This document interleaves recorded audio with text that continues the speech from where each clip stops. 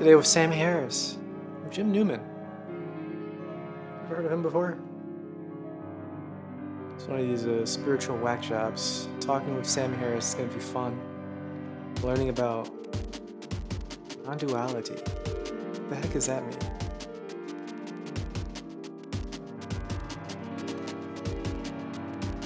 Hopefully it's not a complete dumpster fire. I doubt it will be. Sam Harris knows how to communicate very well. But I've only heard Jim Newman once, and that was a little bit, I'm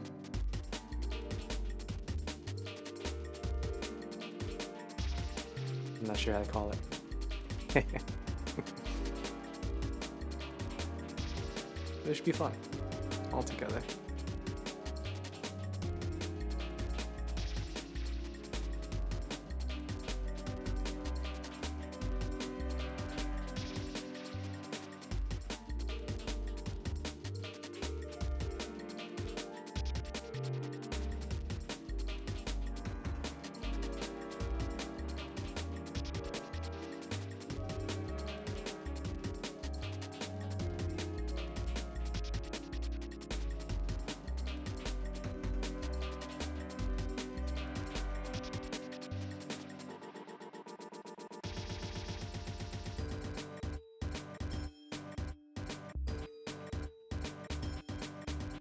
All right, we're getting some notifications out there.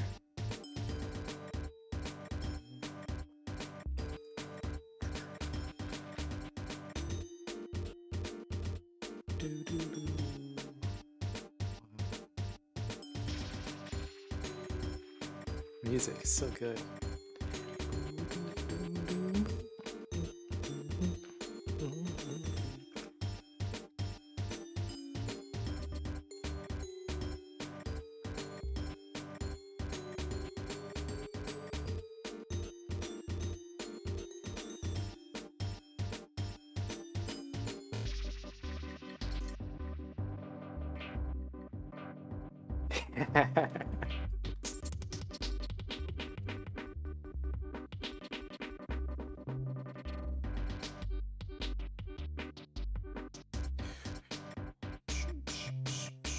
Okay. Wow.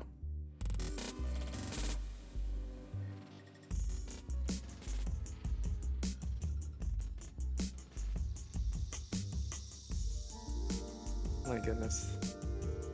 Such good music. Wow. I know we're not here for music, but oh my goodness. Might sound a little strange.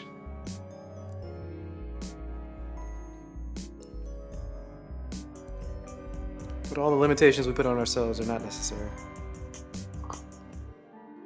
And they can change very easily. Okay, we're doing it.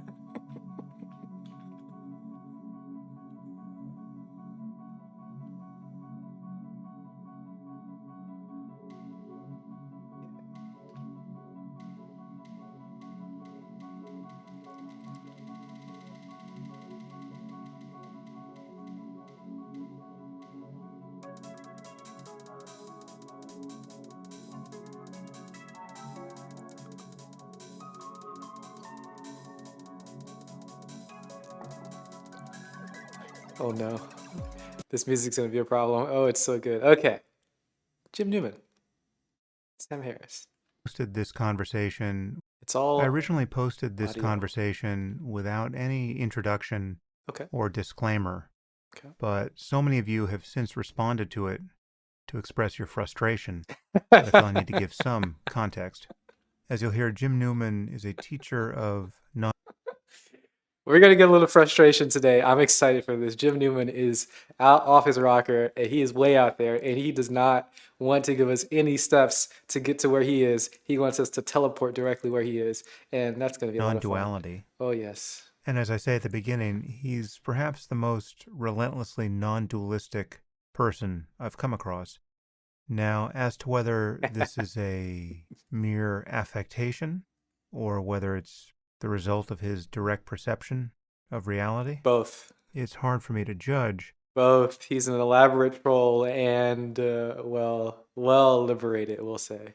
One thing I would point out here is that we shouldn't mistake a person's personality for his or her insight into the nature of mind. I True. mean, in the extreme case, someone can be extraordinarily charismatic and have no understanding at all of the nature of mind. Yeah. Whereas somebody with deep insight might have all kinds of user interface issues that could make them less charismatic than we might expect a Buddha to be.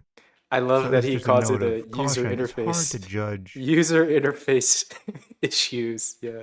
someone's understanding from the outside. Uh-huh. As you'll hear at the end of this conversation, He if you make says it, he says it's hard to grasp the understanding from the outside.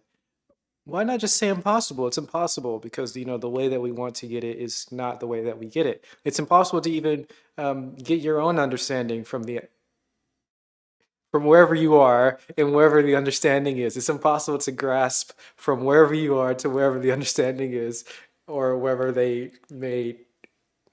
It's impossible. It's impossible. You'll never know. Knowing is not the way. Don't make it to know. the end, there were a few points that Jim made that seemed somewhat incongruous to me. And for Points. his part, he was skeptical that I've realized this thing that he thinks he's realized. And there's no denying the fact that most of this conversation was me trying to walk across the minefield of terminology that Jim is allergic to. And that in turn seems to have caused many listeners to be allergic to Jim himself. But let me just say in his defense, It's going to be a complete dumpster fire. Okay. That's what I thought. This is going to be great. All right. I'm ready for this one. I see no reason to doubt that he's honestly representing his experience. Mhm. And for that reason, it seemed well worth engaging him.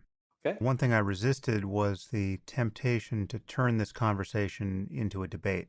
Mhm. Many listeners were waiting for me to push back harder against some of the things Jim said, Mhm. as I did to some degree in my conversation with Rupert Spira. There's no question that there can be a kind of non-dual dogmatism or lack of flexibility in discussing conventional reality. Yes, we don't want to be stuck at this space of no self and no reality. Everything is an apparent uh, whatever. We don't want any of that nonsense, right? We want to be flexible. We want to be able to go where Jim is and come back to where Rupert is, and then come back to where Sam is, and then come back to where our daily lives are, and be able to fluidly go through all of those at any point in time freely. And maybe at some point we could go and span at all of these positions at once. That's what we want. That's what we want. And that can become tiresome. Mhm. But it's also possible to err on the other side and fail to acknowledge just how fully one's vision of reality can be transformed. In any case, I found it an interesting conversation, even if it was a bit Good of a morning. tightrope walk, and I hope you all find it useful. And now I am very well, and I'm so excited for Sam Harris and Jim. This is going to be I great. bring you Jim Newman.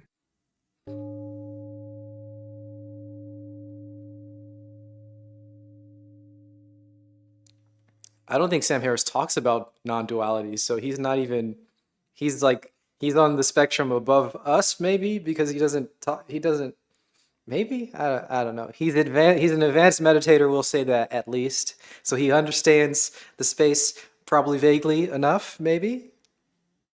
Maybe.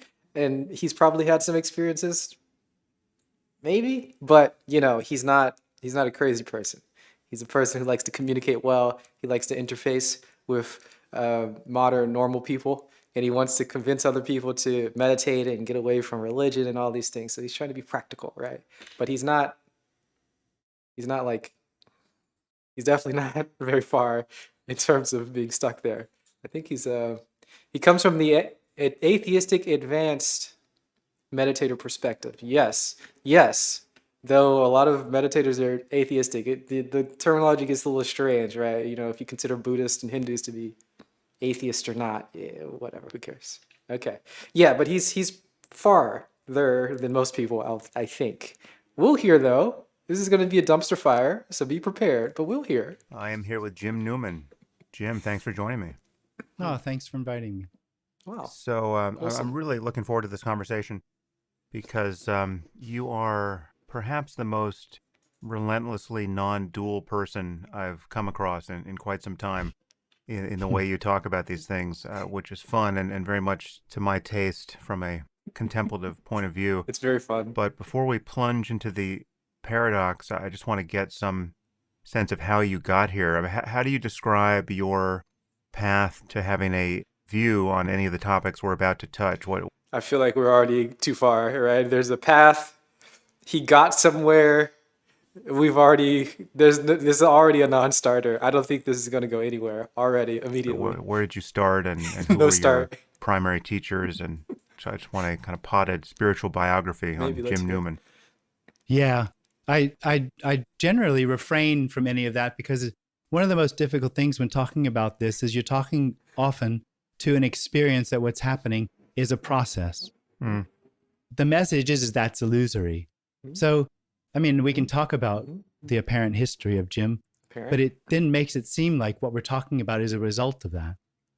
Yeah, no, I think we can differentiate the logic there Can we? really at every point, because I think we'll be talking about the misunderstandings people have and the needless suffering born of those misunderstandings. But it would be interesting to know what false starts, if any, you made, and just in terms of your own timeline, how you view the process by which you became familiar with the things we'll talk about.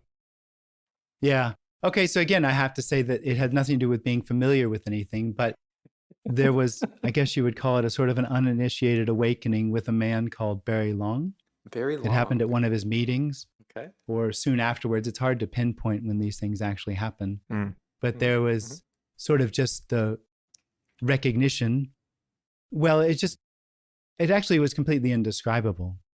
But when that initial realization or happening passed, not knowing what it was, I then fell into trying to follow his teaching in order to regain what I thought had happened. And that went on for about 15 years. An actual answer. I'm surprised. Wow. Okay. Quite frenetic, actually. Wow. Was he teaching specific approaches to meditation, or was he? I'm not familiar with Barry Long. Is he part of some traditions? It's a whole. He considered what he was talking about a whole teaching. It had a very core aspect of the love between man and woman, but for me, it all related back to that realization, or whatever you want to call it, when I met him initially, and the effort to find that.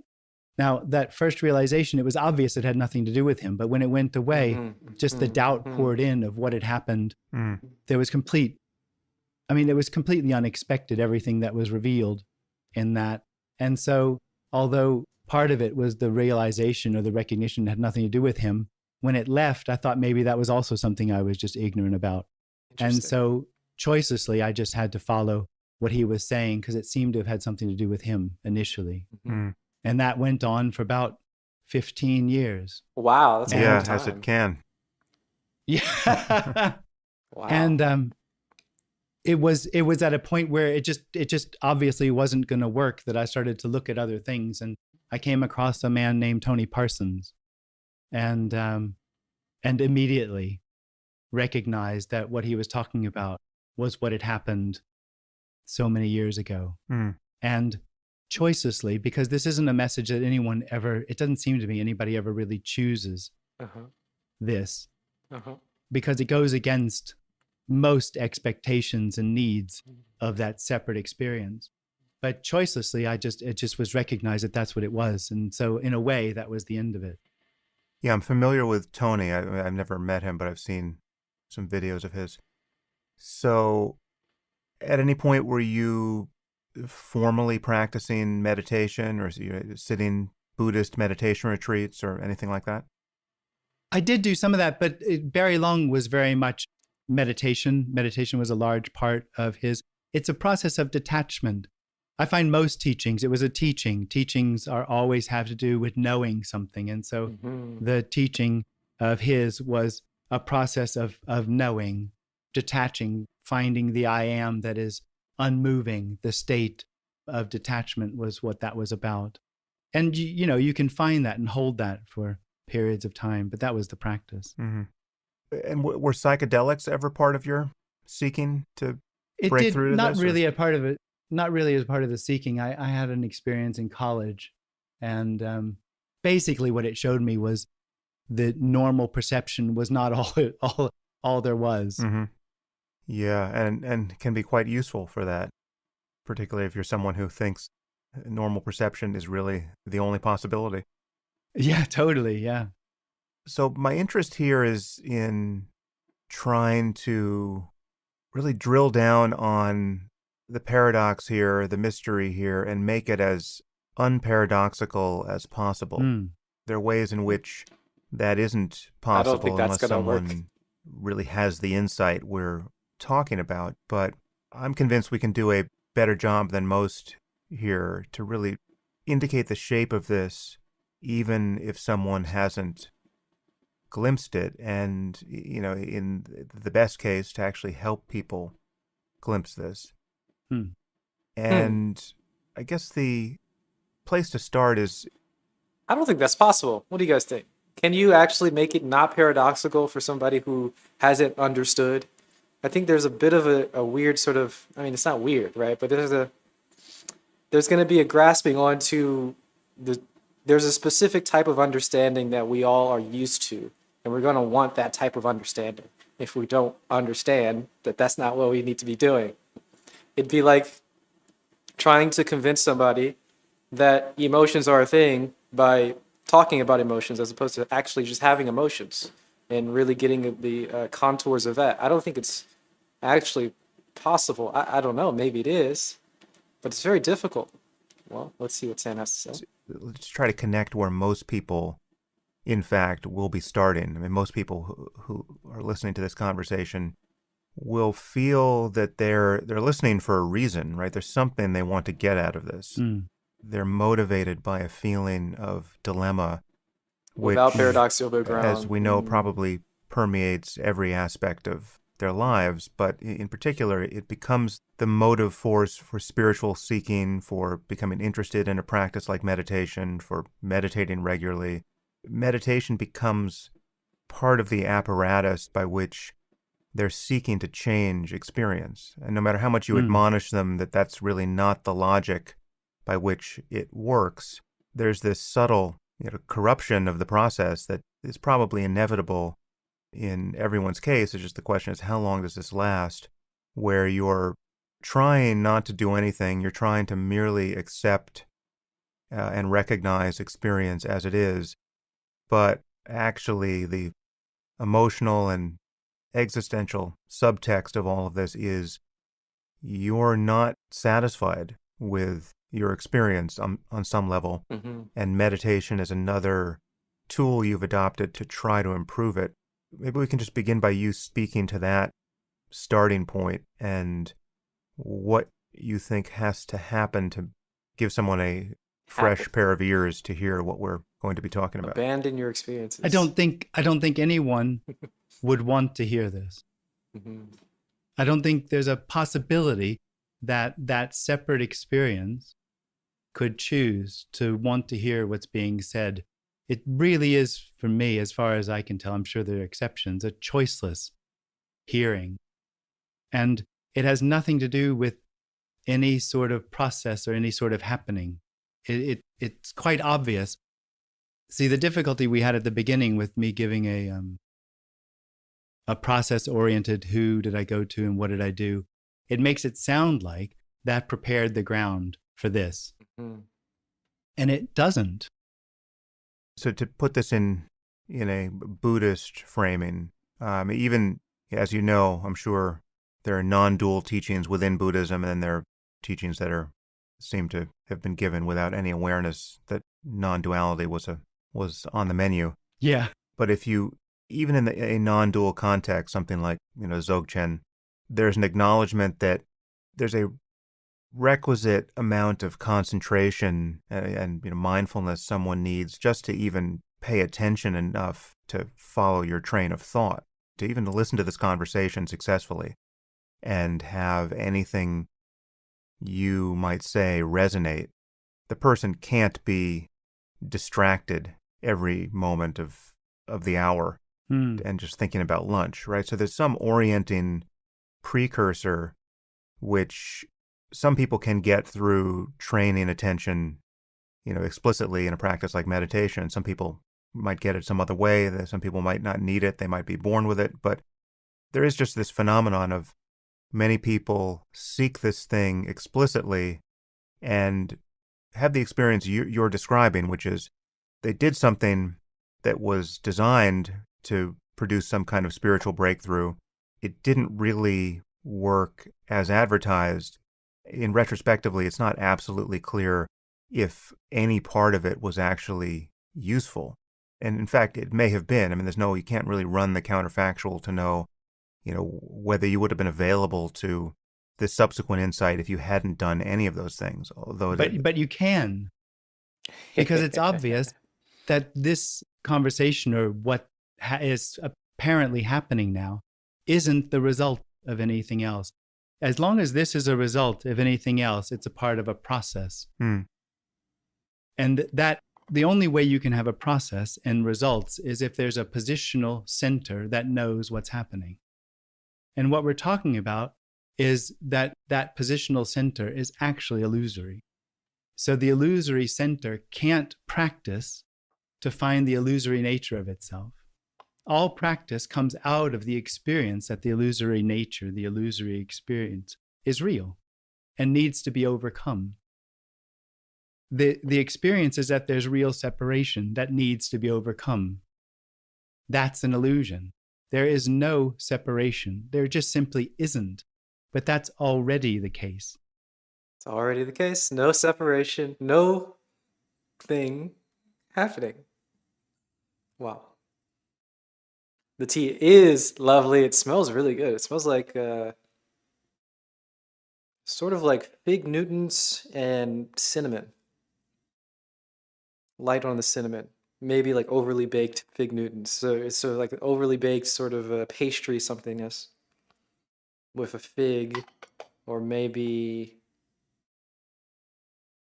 cherry or apple or something like that. Quite nice. Quite nice. We do have to recognize that there's anytime you're trying to do experience or you're trying to do something, it's just perpetuating. There's just always perpetuating something. Whenever there's an activity and there's this mental whateverness, it's perpetuating the whole foundation, the whole grounding of understanding that we have of the entire universe and all the things that happen within it. And that I would say that's the problem. I don't even know if Jim would go that far, but that's the problem. So practice is merely knowing. It's merely an exercise in knowing. And the experience of separation is the experience of knowing, which engenders the need to know.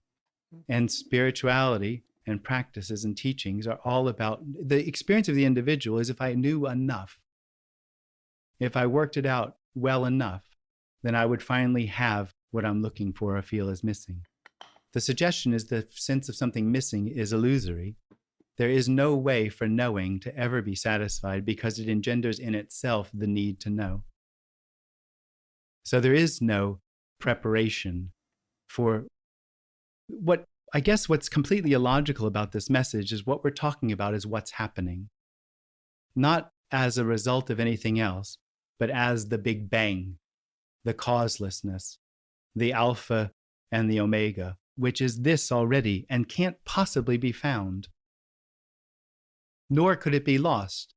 So what's being shared isn't coming from a position of revelation or recognition or knowing. One of the problems here is that we obviously have to use words and concepts to get this across, and I think perhaps in your teaching, certain words have either become, in any teaching, frankly, certain words become either part of the jargon, part of the lexicon, or stigmatized as being misleading. And it's, whether a word like recognition or knowing or insight or wisdom or emptiness or consciousness, you may not like the sound of many of those words, and but yet someone else might find them indispensable to try to indicate the same thing. And so on some level, there's just some semantic work to get through to figure out how to talk about this. But I mean, for instance, I completely follow what you're saying. I'd have slightly different associations with some of these terms. So when you say something like you can't recognize this thing, It's not, but you can't. but you can cease to overlook it. I mean, we're talking about something that when recognized, to use now a loaded term, Yeah. part of that recognition is that this is always the case, right? It's not constructed by the act of recognition. It's not produced by it. This isn't a change in yourself that you have made because now you're paying attention in a new way. This is the way, here, I'm going to use another reckless term, this is the way consciousness is already. Yeah. You're not producing this. But it sounds like you're not a fan of those particular words. So perhaps you should just get rolling a little bit and describe how you describe this so that I can adopt your terminology. Right. I don't actually think it's a pedantic issue. I think it's just the suggestion is so illogical, which is why I don't think anybody ever really chooses this, because it doesn't conform to the expectations or needs of the seeking energy. Mm-hmm. It's completely inconceivable that there is no separation, that there isn't something that happened that made this where this suggestion comes from real. It's the best I do is I can say things like it's an unhappening. So the experience of being an individual unhappens because it never really happens. There's never really separation. It's an illusory experience of separation. So that unhappens. Unhappening. Consciousness unhappens as far as somebody knowing what this is, in that it's recognized or revealed that consciousness is a contracted energy of knowing, of separation. I am conscious of, or I know something, or there's awareness going on. And the suggestion isn't that there's the expectation of the individual is that something needs to be added. And what we're suggesting is that that's an illusory experience, and that the end of that isn't an addition to things. And there isn't someone, so Jim doesn't walk around with the non-dual awareness or non-dual consciousness. There's just a seeming lack of solidity to the appearance. It just doesn't, there's a need of the individual to find something, a need to know that it is. And that seems to create an experience of solidity in the appearance. A seeming lack of But solidity. when that to the stops appearance. happening, that isn't something new revealed. It's the end of something that wasn't happening already. Was that enough for you to get a little bit of the jargon? Yeah. So I'm sure this is a Contracted high wire energy, act that I'm going to fail at various seeming points lack of because, solidity. but yeah, I track all of that. It's Again, fluid. I have some words that I like to use that mean some of those same things, but let's see how we proceed. Because again, there are things you said even there which almost by your own logic you shouldn't be able to say if we're really going to strip words or push words to the breaking point here. Yeah. So it's something like contracted energy, like describing this pseudo position from which everyone seems to start, and the undoing of which, or the apparent undoing of which, is the resolution of this non-process. How do you describe this self-illusion? I mean, where are people apparently stuck? Because contracted energy is one interesting way of describing what this is like. Well, it's revealed in how it falls apart. And this is just a story. It has no helpful quality to it at all to know this. But when it falls apart, what's revealed is there's a contracted energy in the body. And the first thing that arises out of that is a sense of here. Here is then the first thing that seems to be known, and it feels very secure in a way, comforting. There's something real. And out of that here-ness comes an experiential center, an illusory experiential center of I am here. From that arises the entire story that this appearance is connected in a real way, and that's called my life. And part of that need that arises when I have a life is one of meaning and purpose and the need to know. And that is basically my life of trying to find a better experience through knowing or having experiences, or however you want to talk about it. Hmm.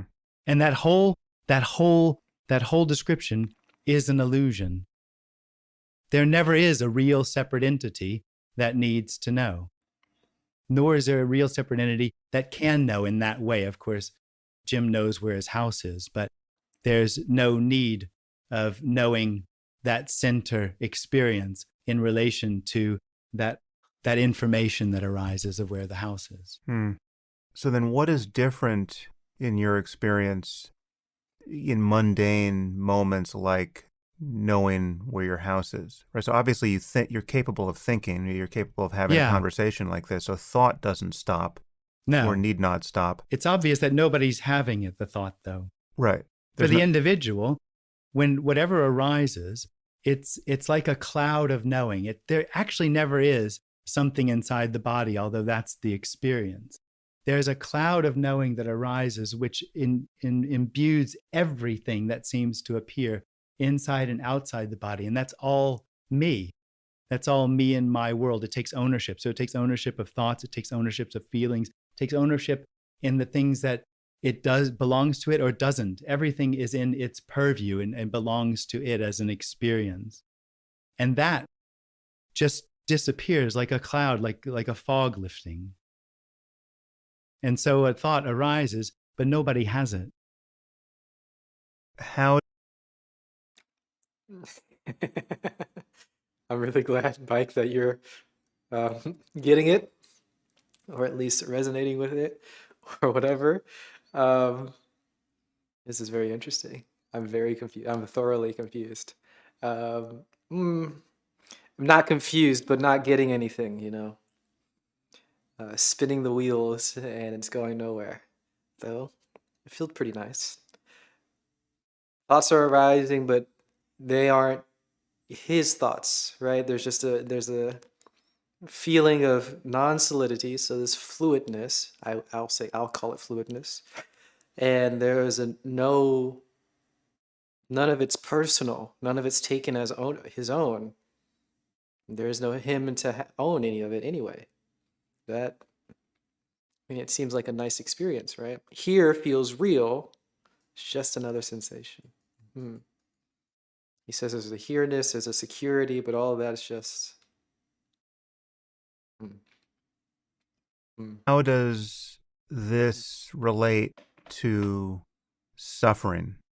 Depends on what you call suffering. True. Yeah. If we call it seeking... Well, you feel free to push in that direction. What is suffering? Obviously, many people approach this topic as a project of reducing suffering, understanding something about the mechanics of suffering such that one no longer suffers in the same ways and perhaps ultimately doesn't suffer at all, depending on what one means by suffering there. You initially said that it's impossible to want this thing because it doesn't answer to any of the spiritual needs people think they have, but doesn't no longer being taken in by the self-illusion answer to this problem or apparent problem of suffering? We always miss, or we often miss, really, that we try to reduce our suffering. Some people like to go to these Eastern traditions, we'll say, and reduce their suffering. But then they kind of don't recognize that a big part of it is to understand what suffering is, which really means abandon whatever you think suffering is and understand what these people are telling you what suffering is. You have to get a new idea of suffering to be liberated, because they're liberating you from a different type of suffering, not the suffering that you consider to be suffering, which generally the suffering that is in, let's say, Buddhism is inclusive of the suffering that you have, that you generally think of, but it's much more expansive, and that needs to be understood in order to drop it. So, yeah, I wonder what Jim in his suffering, or what his idea of suffering is, or if he has an idea, if he just drops the idea, drops the distinction between suffering and not suffering, and that's a good way of doing it too, I think. It depends what you call suffering. I mean, in one way, you can say that if you call suffering seeking or the need, then yeah, that would be the end of that. But of course, the conundrum then is if the individual is seeking the end of the need, seeking that is just another need. This message truly isn't for anyone. No one can get it. What's happening is Sam is waiting for the right moment, because Sam is a Dzogchen master. He understands that non-duality is a gate to begin casting off consciousness. Oh, wow. You begin casting off consciousness with non-duality through Dzogchen. Okay. Interesting.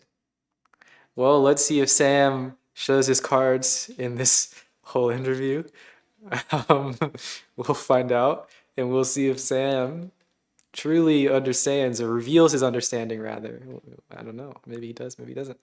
This is why Sam brought up the suffering, because non-duality has no answer to suffering. It requires looking into karma. Oh, yeah. True. Right? Non-duality would be dropping the whole idea. Suffering, karma, understanding what suffering is, being able to drop it. Sam's highest purpose is to find the answer to the consciousness problem. Well, we'll see where it goes. Because it really doesn't mirror any of the needs of the individual as far as needing to know more. The suggestion is that this conversation is unknowing or emptiness appearing as a conversation. And that's the beginning and the end of the whole thing. And that satisfies none of the questions, none of the needs of the individual. Well, although there's potentially a lot riding on that moment when you cease to suffer the search, right? The search can be quite painful. Yeah, it is. Yeah. And there's tremendous relief in no longer being taken in by its logic. Yeah. So there's a freedom here, obviously. I mean, there's a freedom from the illusion of self, and that has consequences. What are its consequences? I find it a little tricky to talk about it, because what we're talking about isn't something that anybody really gets. So I, if I can use that word, don't know about anything I'm about to tell you, because it's not an experience. But there seems to be, like, the individual is constantly wanting to know. It's trying to control its circumstances. It feels very threatened by what's happening. It's trying to control its circumstances through knowing, through controlling, through making its choices, its imaginary choices of what it thinks it's going to bring about what it feels it's missing. And so that need to know filters through the memories quite a lot, has a lot of interactions with emotions as far as what's okay to feel, what's not okay to feel. It can make itself quite neurotic. And so in that way, that whole system, the mental and emotional system, can relax, become calmer, because there's nobody, quite literally, nobody left that's engaged in trying to find anything else, trying to find a better experience. There's simply what's arising. And so there's no longer the need to pick up every appearance and orient itself to it, as far as trying to find a path from here, which is dissatisfying, fundamentally dissatisfying, to another experience, which will be better. So in that way, you could say that emotional and mental suffering, which I think for the individual are the biggest things, does soften up. But it would be misleading to say that there's not uncomfortable thoughts or uncomfortable feelings that arise. There's just no longer anyone left engaging them. They just arise, and they just go away again. But I couldn't say that the end of suffering, there was an experience I had a long time ago where it was realized that you could starve to death, and that wouldn't be a problem. And there was no emotions that would touch me as a form of detachment. And I find that gets mixed up with what I'm talking about now. That's not what this message is now. That's a form of detachment, which I think a lot of teachings are aiming towards as far as a state of detachment. This message is truly that there's no center experience to the appearance. There's just what's appearing, and thereby there's no need coming from a personal position for it to become something else. Just so I understand the contrast you just made, are you saying that there are traditional teachings that give a kind of false goal of detachment, like complete imperviousness to ordinary suffering, which you're... Totally. Okay. Well, there are states which Yeah. I happen to have realized or experienced. It's Right. actually not an experience, but where that's, and I think pretty much that's what the first teacher I was involved with was teaching. And I do think, I mean, although I think it answers totally the quest of the individual, that would be what it wants most, to be able to be in that detached state and be unaffected by the thoughts and feelings, which seems to be its biggest issue. That's not what this message is. So what then is the status of... We have to remember that detachment, right? We have the obvious expression of detachment. We have attachment and then detachment. And this is kind of what people want, the detachment as opposed to attachment. But it seems like Jim's message would be not that, right? You don't need a particular expression to express non-duality. You don't need attachment attachment doesn't go against non-duality. Detachment doesn't go against non-duality. One is not a better expression of the other. They're both perfectly fine expressions of the non-dual, whatever nonsense is happening here, right? We don't need to be in a particular way or a particular mode of interacting with the world in order to better express anything. There is no better, right? There is no even experience, as he's saying. It's an experience, but it's not an experience. It's not something that he's experiencing, and it's beyond experience. It's not experience as opposed to non-experience, right? It's non-dual. Fascinating. of an emotion like anger or sadness in this condition? Post self-illusion, is there any logic by which an emotion like anger would arise? Yeah, definitely. Yeah, any emotion can arise, it seems. It's just when there's an individual, it arises within a context of good and bad and right and wrong, and the path that I seem to be on called my life of trying to find a better experience, or they're just being the emotion. That's the difference.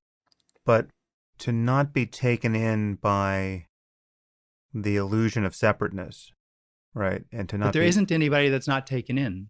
Right, but there's, conventionally speaking, there's still the person, Jim, in the world who is now... But there isn't really. We're not talking about a separate experience of spirituality in one reality, and then Jim just moves back into this other reality.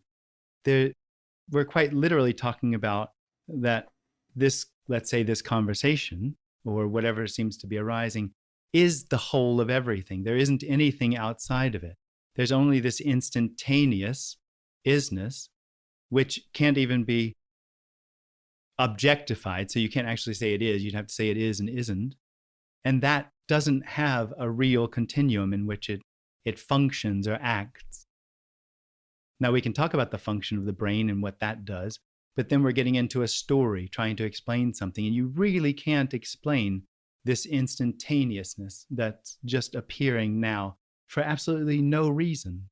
Yeah, so I think... So yeah, I love this this tension that they just had there, because it's a problem that I think happens a lot. We have different ways of viewing the world, different lenses, and different resolutions at any of particular lenses.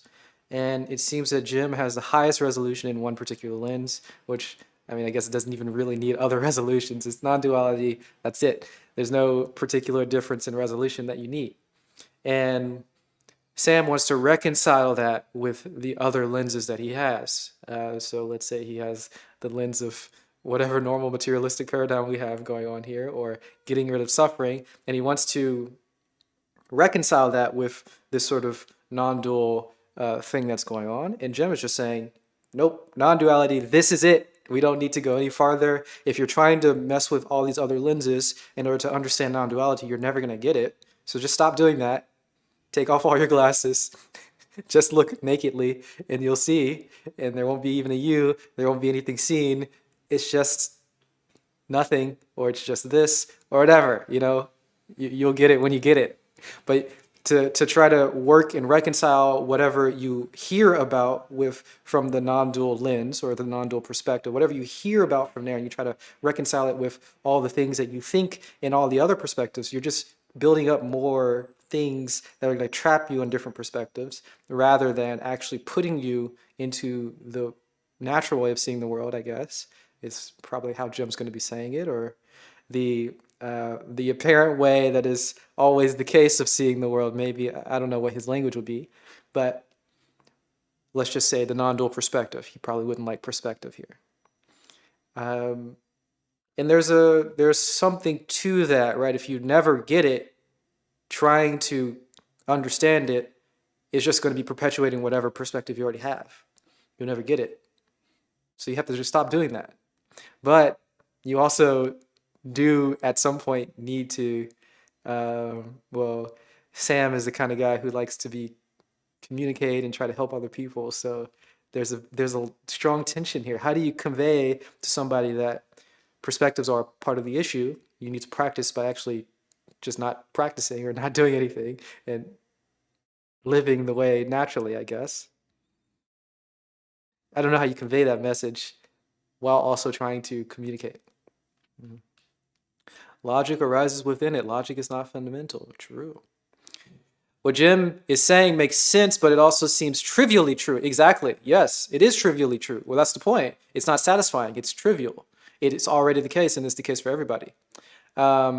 And he's saying that you don't need any storage, you don't need any conceptualizations, you don't need any explanations. It's just the case. And I guess Jim thinks that other people are trying to understand what he's saying, and they're doing too much.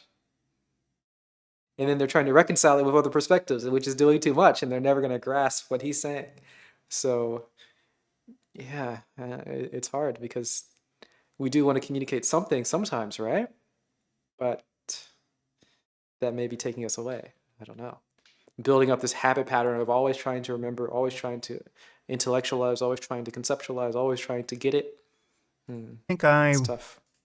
frame this a little differently. I think I'm acknowledging the same set of facts, but I think there's some facts left out, or some, apparent facts left out by one of these frames. I think we can talk about this at the level of experience, where I would use terms like consciousness and its contents and, and the mind, right? And then there's certainly reason to believe that the experiential component of this conversation doesn't subsume all of reality, whatever that is altogether, right? Like you and I could both suffer heart attacks in the middle of this conversation, and the city of Paris would be unaffected.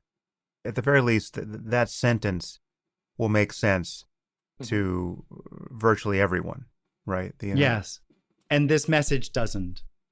Well, no, but I think it can. Perhaps I'm more hopeful than you that we can really bring it right up to the... But it seems like you're actually trying to talk to somebody about it, and I keep trying to reference the fact that there isn't anybody to tell.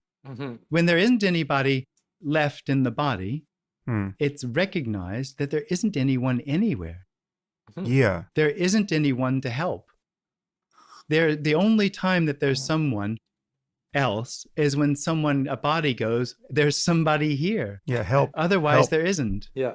Yeah, no, I get that. So Okay. Here are two places where I would differentiate these two frames of reference: the kind of the experience side, the knowing side, the epistemology side, and the reality at large side. Talking about the cosmos, say, or what is here when neither one of us are aware of anything anymore. So, obviously there are many things we understand about the world or seem to understand about the world. We can make predictions about the future. We can manipulate the material world, whatever its relationship is ultimately to the mind, and produce certain effects that are obviously amazing, right? We've got a virus burning through 200 countries right now, and we're busily producing vaccines to stop that problem. And that there's a level at which knowledge claims and causality and all of that is working more or less as described, and the difference between knowledge and ignorance there really has obvious consequences within that purview. There's a Mm. difference between having a vaccine for coronavirus that works and and one that doesn't work, but you thought would work. So those are different states of the world, and they will matter to many people who think they are individuals, living life projects that, wherein death is really a problem. So there's that level of the conversation where we can talk about things like vaccines and viruses and, ordinary objects. But then there's the experiential side, which we're focusing on now, where we're drilling down on just what is the nature of consciousness? What's the nature of being in the world in this moment? I think we're going And beyond experience what can even. we really say about that? And what is available to experience or to cease experiencing that is of interest here? And, there you can notice things like, though, yes, we can talk about viruses and mRNA as a mechanism by which you'd produce some novel vaccine, right? But the truth is, when you really pay attention, you realize you don't know what anything is. Yeah. You can't know anything. You look at your own hand, you don't even know what a hand is, right? It's like Mm. there is just this bright circumstance This is reality. that is intrinsically mysterious, right? So Mhm. I think we can do justice to both sides of that without falsifying either. Yeah, absolutely. And but I'll have to say this everything you've described, the way you describe it, it sounds like there's two different realities. The one of the world Hmm. where all these aspects or contingencies are apparently happening, and then the what you mentioned as the experiential, focusing down, drilling down on now and the unknowingness of that. And what I'm not me, but what the message is about is that both of those things are simply what is. Hmm. And that what is emptiness appearing. And what seems to happen when there's no longer an individual interested or with that intrinsic need for the appearance to be one way or another, yeah, you can totally talk about there being a wonderful thing that a vaccine is the RNA and the new vaccine that's coming out, and that people won't die, and that can be seen as a positive thing. And at the same time, that entire thought is emptiness appearing. It really, in essence, has no value and is not separate from what is. The dream of the individual is that there's what's happening to me, and that necessarily creates or has within it the need for something else, because what is, as known, is dissatisfying. And so it lives in these two realities. And when that experience falls away, and we're actually talking about the end of experience, then there is obviously only what is. And that is then, I can't say seen, but it's no longer experienced as real. It's never experienced as unreal, Hmm. Mhm. but there's no longer this extra added on experience of real and therefore mattering and therefore having value. Wow. Nothing has any value, which sounds kind of like he's devaluing other people's perspectives and other things that people think and all their stories. It sounds very much like he's devaluing other people by saying directly that nothing has value. It sounds like that.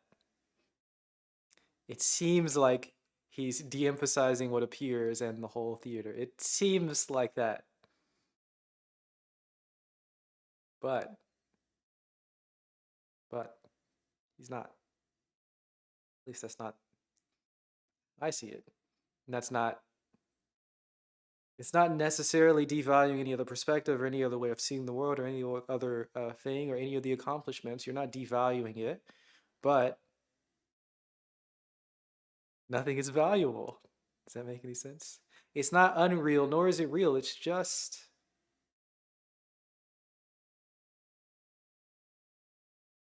there's not much to be said about it. There's no like adding, putting something on a pedestal. There's no like knocking things down. There's none of that. It's just, right? It's just this.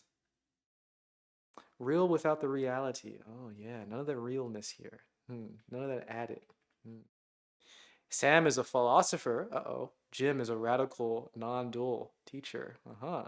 They can't come on the same page now, no matter how much they try. Oh, no. Jim's message would only resonate with those seekers. Uh-oh. Who have a very deep level of awakening.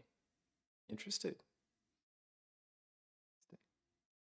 He's drawing people into nihilistic thought of escaping meaning as the question of meaning of suffering. Oh no, everyone is fighting.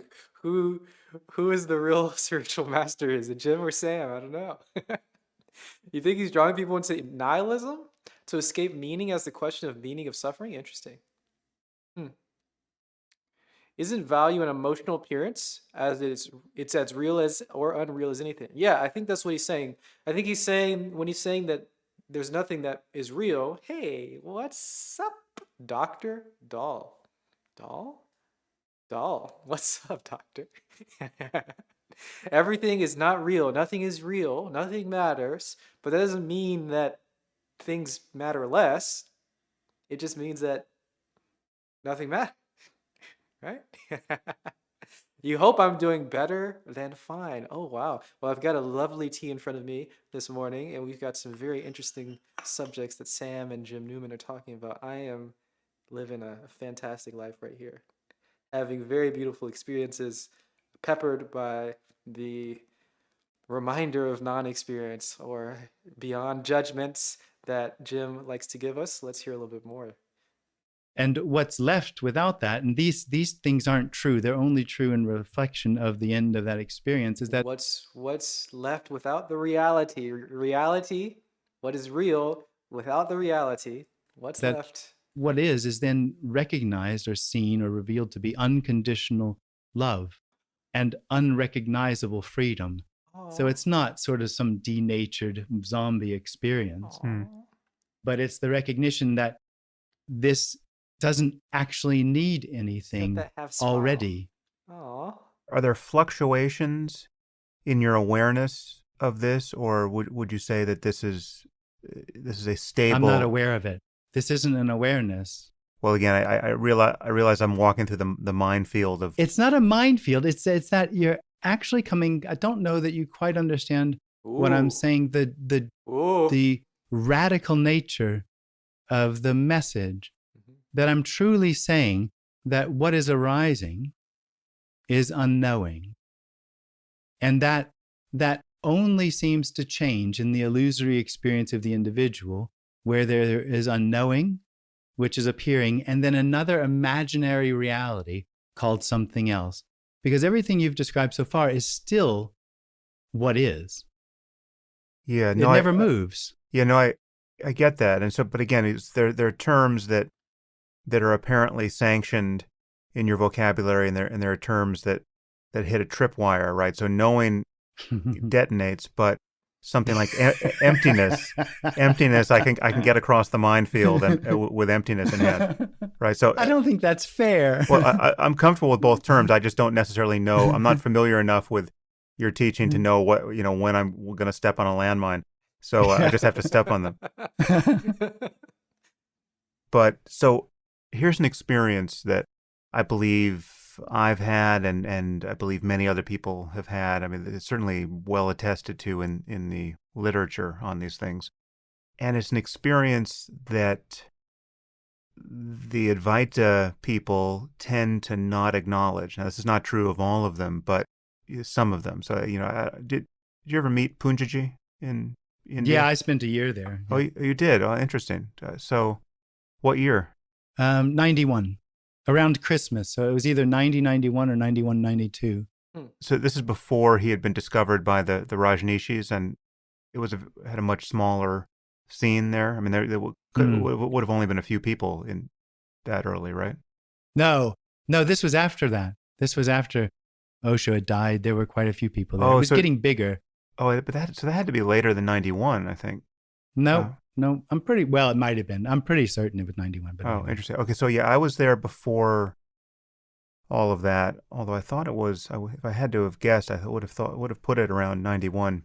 But so before he was discovered by Osho's people. Yeah. So yeah. So anyway, so Punjaji, as you know, was also fairly uncompromising in the way he would talk about this. I mean, he wouldn't, unlike someone like his teacher Ramana Maharshi, he wouldn't make any concessions to practice or to gradualism or to effort.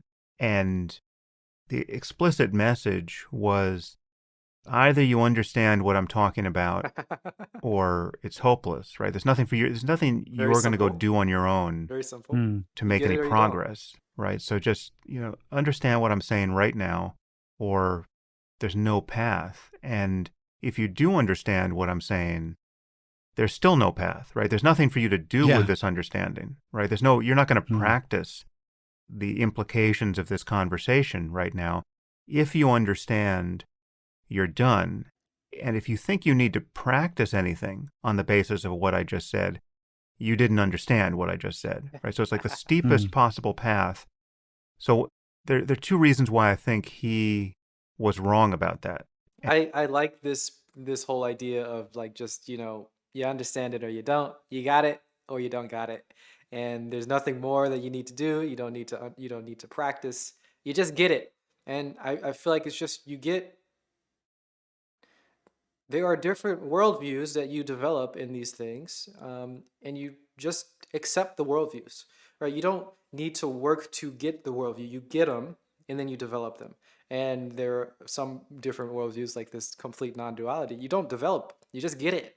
You get it. You just get it, and that's it. There's nothing more. You get it.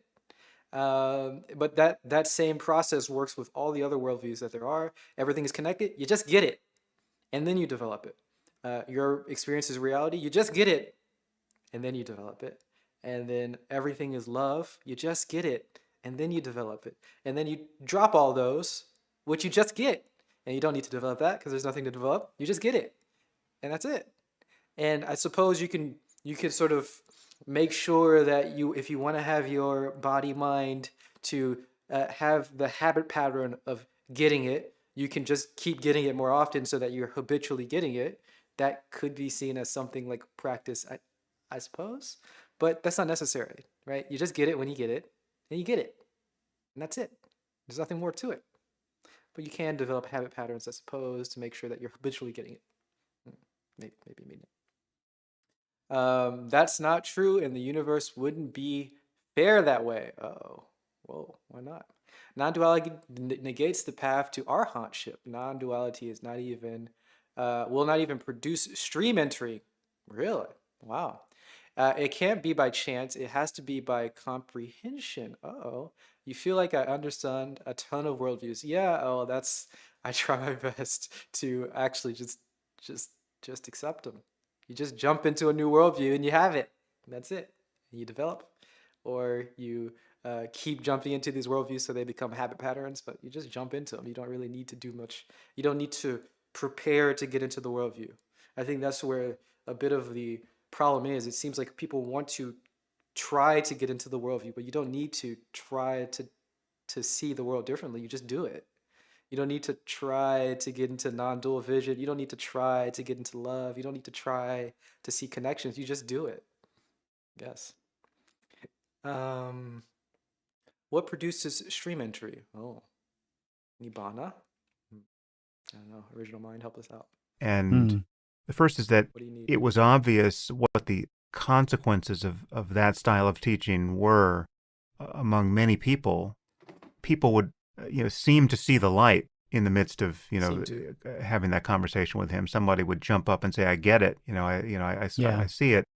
And it was pretty clear from spending some time with those people afterwards that, in the aftermath of their full enlightenment, they were not going to be the next Buddha of the age, right? I mean, these people Yeah. were still neurotic and confused in various ways, and now they had been delivered a message that spiritual practice was completely pointless, and they accepted that. Yeah, and hopefully they see this is a bit of a problem, right? Is when you get some people have the idea that their spiritual practice is somehow related to ethical practice, or their like cognitive understanding of other things, or their emotional development in the world, they are completely not related. So somebody can completely get non-duality and be like really enlightened. They're going to just be an enlightened dick if they haven't developed their emotional capacity or their way of understanding or empathy or communication skills. They're not going to get any of that because those things aren't necessarily related. So yeah, you can be completely neurotic and get non-duality. Um, Hopefully the people who are getting non-duality don't think that non-duality is somehow related to ethics or emotion or effectiveness in the world or whatever. They're just not related. They're just completely not there. Which is unfortunate because a lot of people think that these things are somehow related, and they want to have these fancy experiences. Maybe they take psychedelics or something. And they, oh my gosh, I'm God. I just woke up to reality. Yeah, but then you come back and you're still a douche, or you're still neurotic, or you're still suffering in the way that you want to not be suffering, right? So we have to recognize that these things aren't necessarily related. They are related in some ways sometimes, but they aren't necessarily related. Very important. But then they went back to their lives and began, seeking happiness in all the usual ways, Yep. and they just no longer had a spiritual option. Yeah. The path had been taken away from them, and then they're left with 12-step programs and going to Burning Man and what anything else they were doing, Yeah.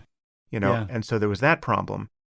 But there was also the problem that many of us had this more intermediate experience, which is we recognized the non-duality that was being described, but the recognition was unstable. You recognize it, but then you could overlook it again.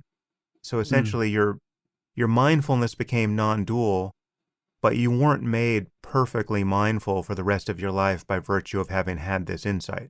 Yeah. There still seemed to be something to practice, in the sense that there still was this oscillation between being distracted by thought and clearly recognizing what is prior to thought. It's not nullified by the arising of thought, but there's still an apparent difference between recognizing and not recognizing. And Punjaji didn't seem to be conceding that. He's basically said, if you recognize for 1 second, you'll be stable for the rest of your life. Mm-hmm. And that just seemed to be disconfirmed by the experience of many, many people. Mm-hmm. So I put that to you as what I perceive to be the liability of this way of talking about it. Yeah. Yeah, it is very radical. I'll have to say, with the way you describe it, it is sounds radical, like yeah. what I was talking about as an experience that I had, or non-experience of the I am prior to thought, which seems to be sort of what Punjaji was talking about, which is why he would say, don't take a thought. Or he did suggest, when I was there, he was suggesting, who am I, as I can't remember if he actually said it or if it was just in the crowd who said it. But there seemed to be some suggestion that there was a state that one could be in. And I'm really talking about something radically different. You don't think Punjaji was also talking about emptiness and non-duality in the sense that you're referencing those things? It doesn't seem so. It doesn't seem so because he was still talking to someone, suggesting that they do certain things, such as don't take a thought. I can't remember anything he said, quite honestly, but I do remember feeling like there was something that needed to be done. I did not get the radical nature that there wasn't anywhere else. And that experience of something else has to do with an illusory experience of a solidity as a center to the appearance. And I find that his tradition and the people that came after him and the one before him were really talking about something different. Now, if they meant the same thing, I don't know. But the way they talk about it, they make concessions to individuals, and this makes no concessions. So yeah, maybe I got him in a very Jim Newman mood, because to my ear he was saying the same thing. Okay. But I could see that he could be pushed in the direction of making concessions to something that seemed like a practice, or... Yeah. I'm not that well versed on him. I mean, even though I was there for you, I sat in front of him a couple of times, asked a few questions, and there were always some sort of suggestions of something needed to It happen. could have been what the Osho people did to him when they got there with all of their Maybe. tantric energy. Yeah. Yeah. So perhaps you can help me with my apparent dilemma here. So my perception of myself is that I can experience, again, to use a loaded term for which I don't have a... It's not loaded in that sense. It's that it points to separation.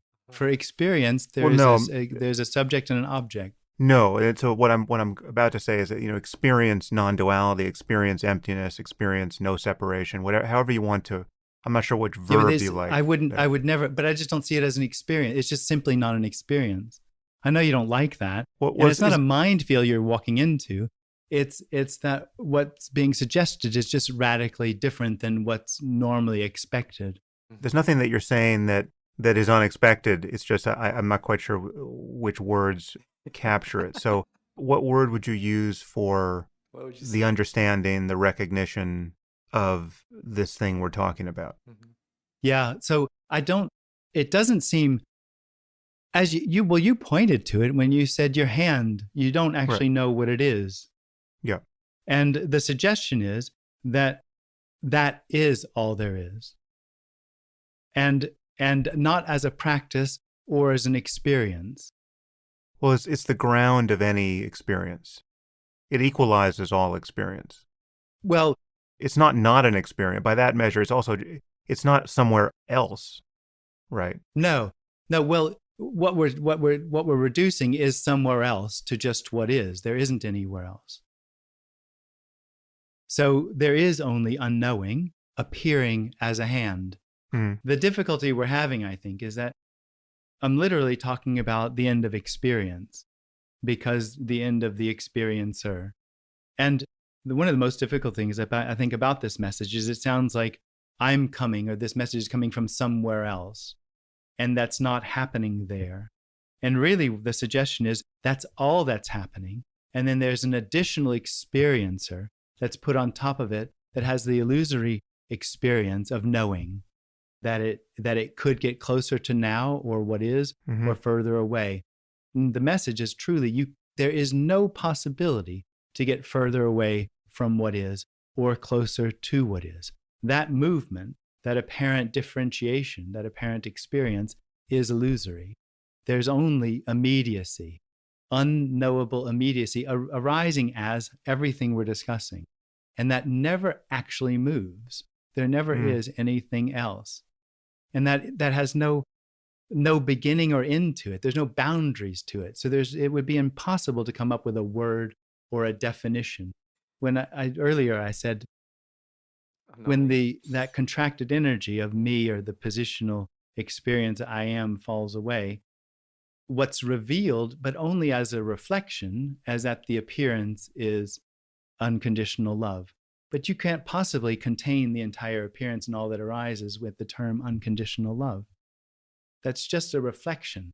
So really, what we're trying to put into words can't possibly be put into words. What we're trying to drill down on you couldn't create any distance to it, to be able to objectify it, to get closer or further away from it. It's simply already everything. But there are analogies. You can't understand a word Jim is speaking. I don't think so either. Oh, wow. Is there any duality without taking any thought as real? If you don't take any thought as real, you can still be stuck in duality, right? It's not necessarily... it's difficult to get beyond here, but reality, real, unreal, fake, whatever. If you're stuck in trying to figure things out and make them real, then you're stuck in duality. If you're trying to make everything unreal, you're also stuck in duality. It's kind of not engaging with one or the other, but the whole experience together, the whole interaction between real and unreal, that is the unreal. That is the thing that he's referring to, right? It's not knowing as opposed to unknowing, right? It's outside of that whole spectrum. It's above it. But it's above, below. It's beyond both of those things. It's beyond all dualities, right? You don't have one as opposed to the other. You're just outside of it.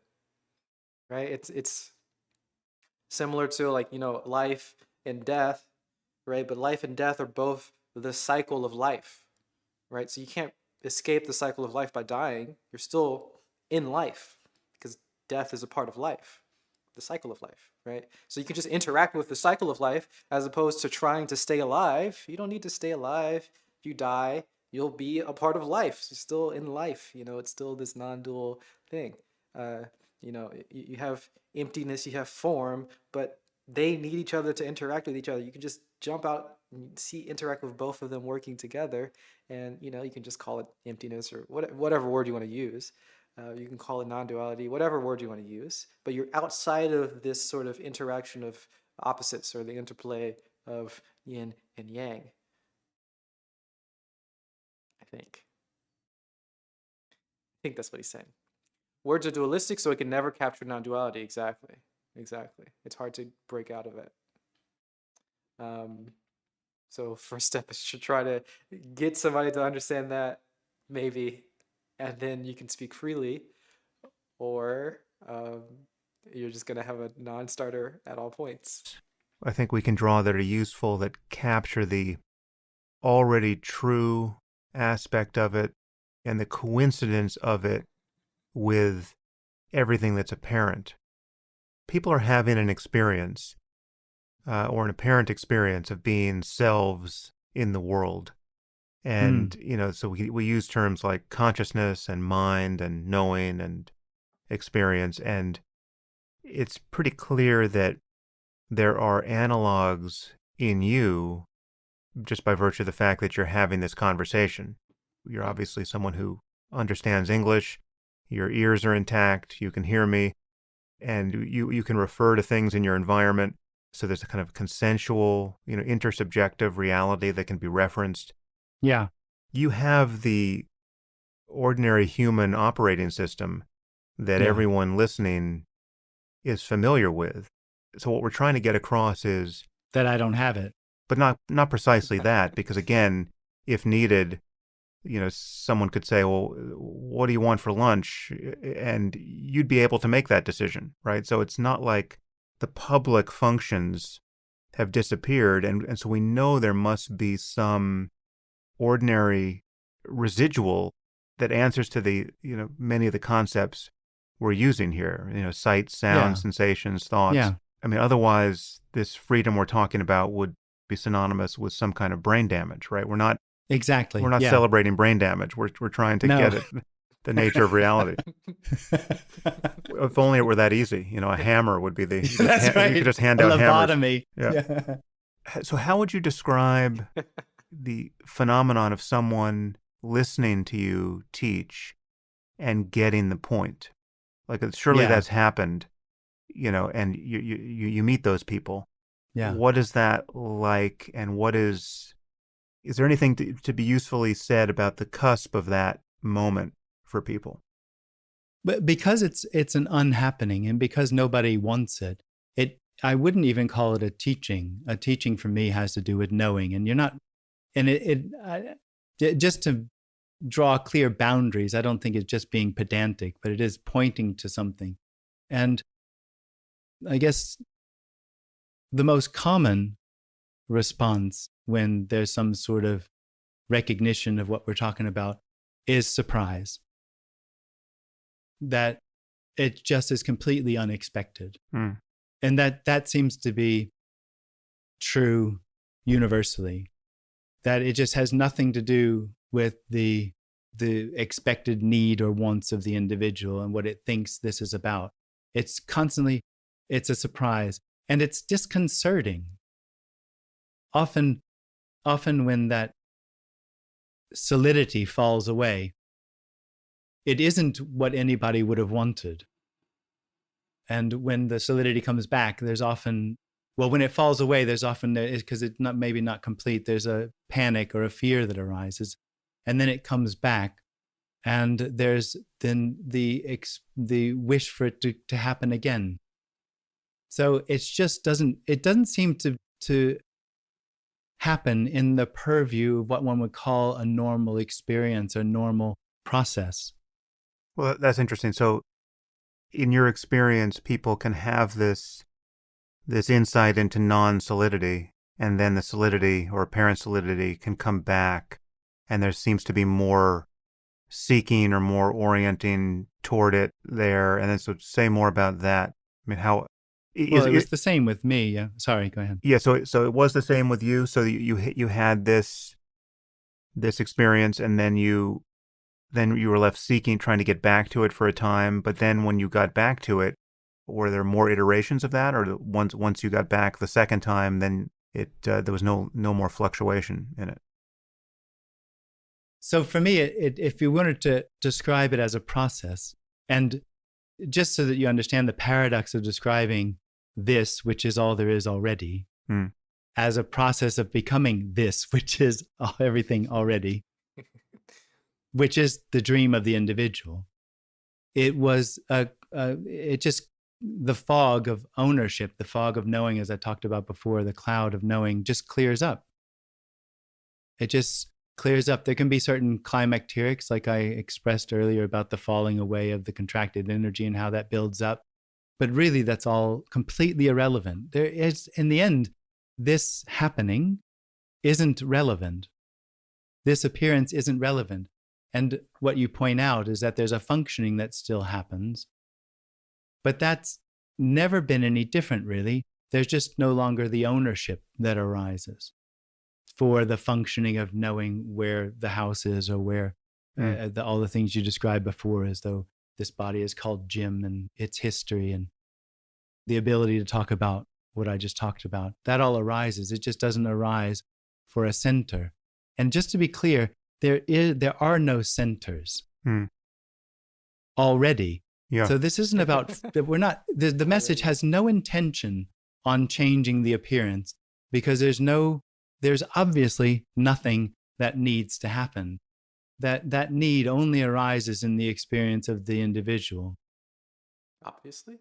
Right. But there is this, I guess what I'm fishing for here is this seems to be distinct from either the actual teaching or the misunderstanding of what Punjaji was teaching, which is that the expectation there was that if you recognize this thing, non-solidity, non-duality, no center, that first recognition would be permanent, or else you haven't really recognized it, right? So it's absolutely all or nothing. Absolutely, that's true. But that's true.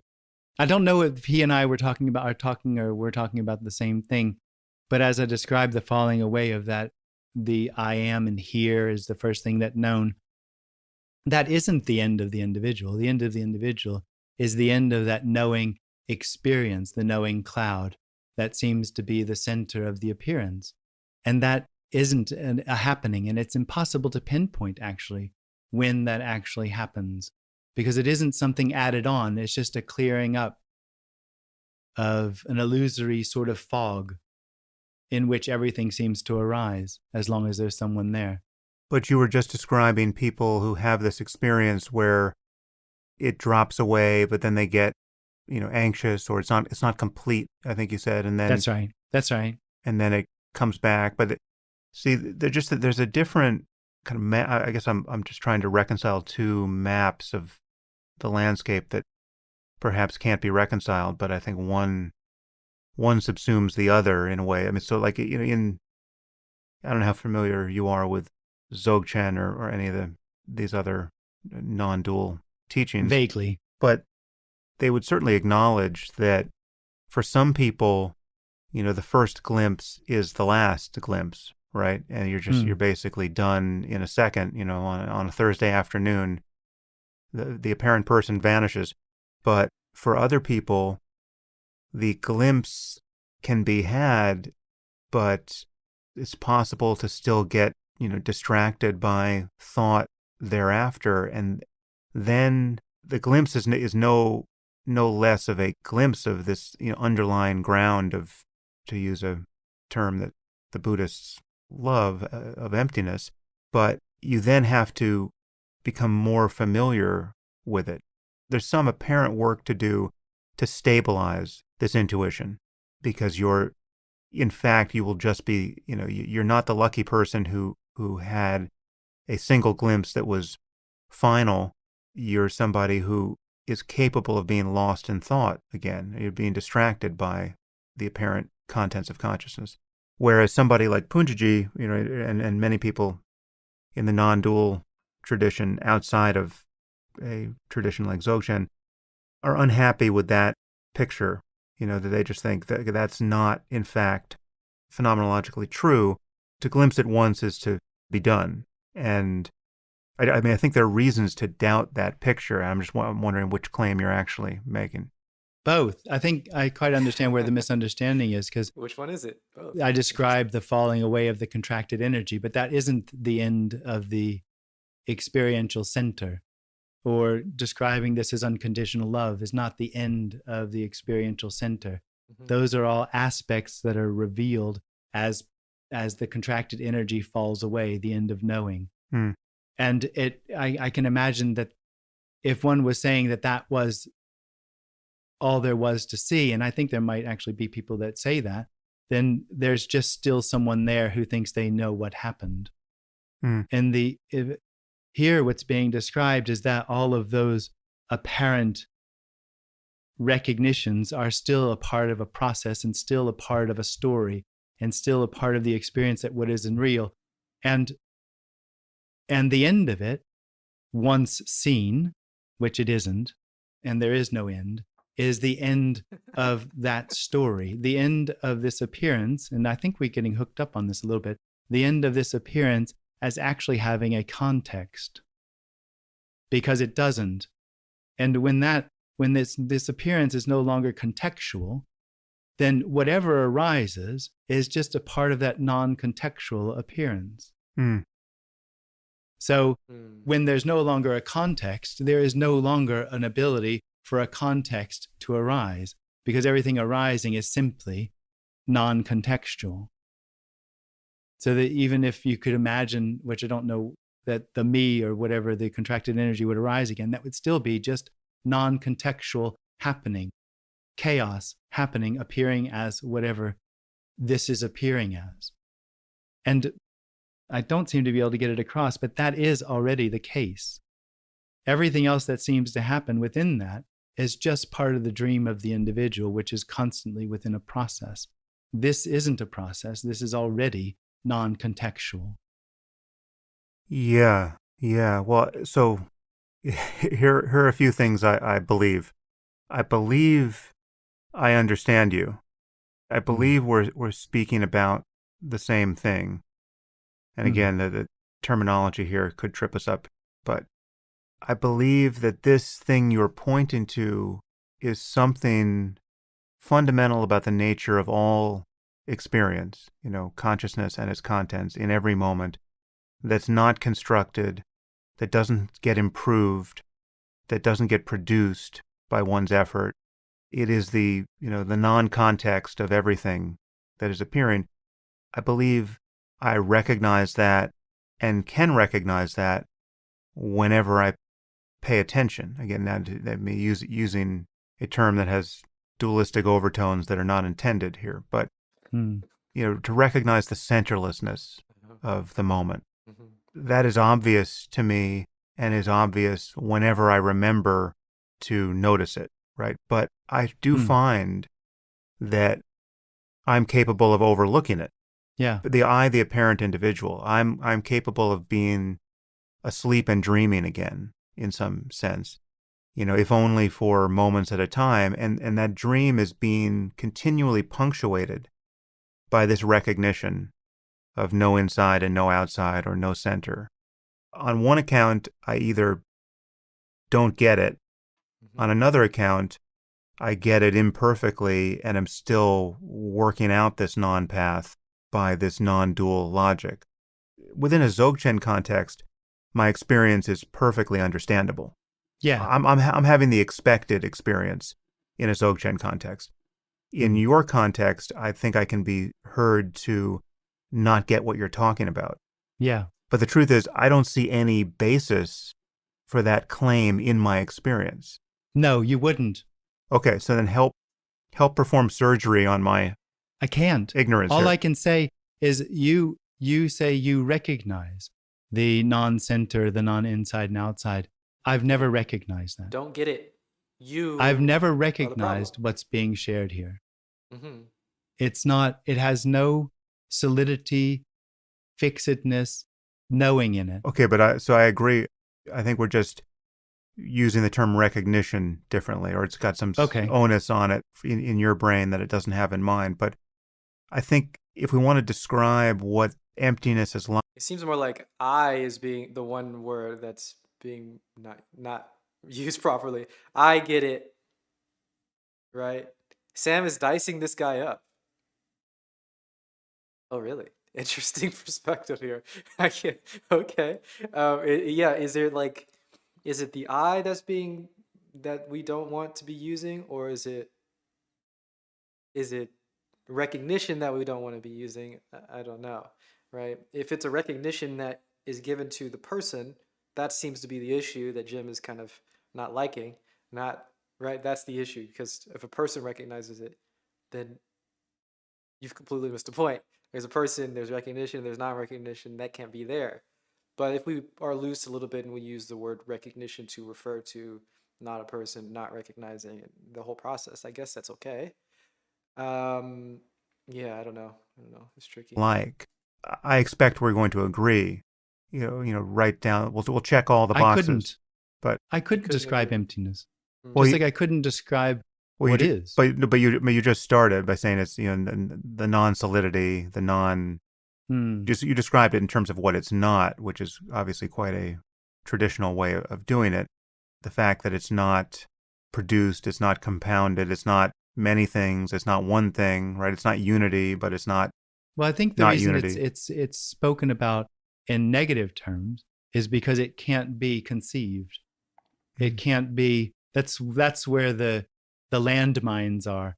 Is it seems like there's a response when it seems like this which can't be spoken of is put into a context of understanding or knowing or consciousness or recognition. That seems obviously part of the experience of knowing. All right, so I mean, we're getting wrapped around the axle here a little bit, but I think it's useful because here's what I'm imagining. I'm imagining that our listeners are more confused than they need to be by our apparent non-alignment here, or not actually being able to totally converge on how to talk about this. I'm going to tell you two stories here that get at parts of the problem that I'm trying to get across, and it'd be interesting to get your reaction to them. So the problem I've had with this style of kind of radical non-duality and an apparent unwillingness to make certain traditional distinctions, so certain pathy sounding distinctions, is the following. And this came out of my experience with Punjaji. So as I said, there are many people who are studying with Punjaji who would have some epiphany with him, that have some breakthrough, and he would celebrate them as essentially the Buddha of the day, right? Yeah. So like somebody, I was there once with a few Buddhist teachers who we had brought to see Punjaji. We were spending 10 days with Punjaji, and then we were going to get Dzogchen teachings from Tuku Urgyen in Nepal, who we hadn't yet met, and so it's kind of a spiritual tour. And so we went to Punjaji first, and somewhere near the end of our stay there, this woman had some kind of breakthrough, and she was really a wonderful person. She, just a very happy person, a good advertisement for the benefits of full enlightenment. And Punjaji was celebrating her as essentially done. She had finished the whole program, right? She had this breakthrough, and she was talking the talk. We did it, boys. Of there's nothing but consciousness, or there's nothing but emptiness, so on Punjaji's account, there was no more to do. There was no more distinctions to make.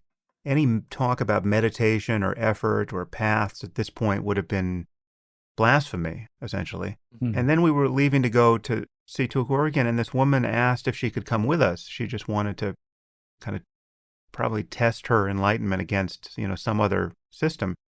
And so she, as she was a very nice woman, we thought, yeah, great, she's good company. So we went to Nepal, and so we were in the room with her and a few other people getting Tugurgen's non-dual teachings. Mm-hmm. And once that process started, at some point, he asked for questions, and she launched into her Punjaji-approved account of her own enlightenment.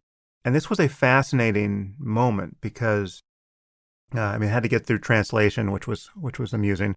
But, once it became clear what she was claiming about herself, she was claiming there was no individual. She was claiming, much of the language, you have used and I have used in this conversation, she was expressing.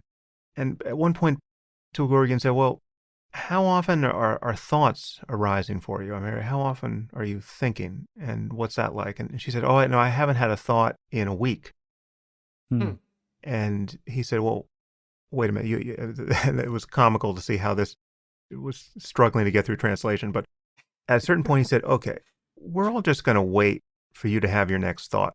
I can't proceed with what I was planning for today's seminar until we drill down on this. So we're all patient people. We're just going to wait for you to have a thought. Okay. And over the course of 30 seconds, we watched her enlightenment completely unravel. What became clear is that she was a very happy, kind of ecstatic person who was, had a lot of concentration or some concentration, and she was having a great experience, right? She was very blissful. And she was probably just thinking incessantly about how empty everything was and how beautiful and how non-dual. And like, she was just not mindful enough to know that she was lost in very happy thoughts basically every moment of the day, right? So that's what I see as a liability here, that if you're not going to avail yourself of any pathy language, that will allow you to differentiate the difference between being lost in thought or not, you can't necessarily catch the people who come away thinking that they're Buddhas, or that there's nothing left to do, or that any use of attention is just as much a symptom of ignorance as any other use of attention. Whereas I don't know what went on to happen to her, but my perception of that moment was that, Tugurgen had performed a kind of necessary spiritual intervention, essentially, and got her back, made her available again to recognizing what her experience actually was. And, she could look more deeply into things, whether you call that practice or not.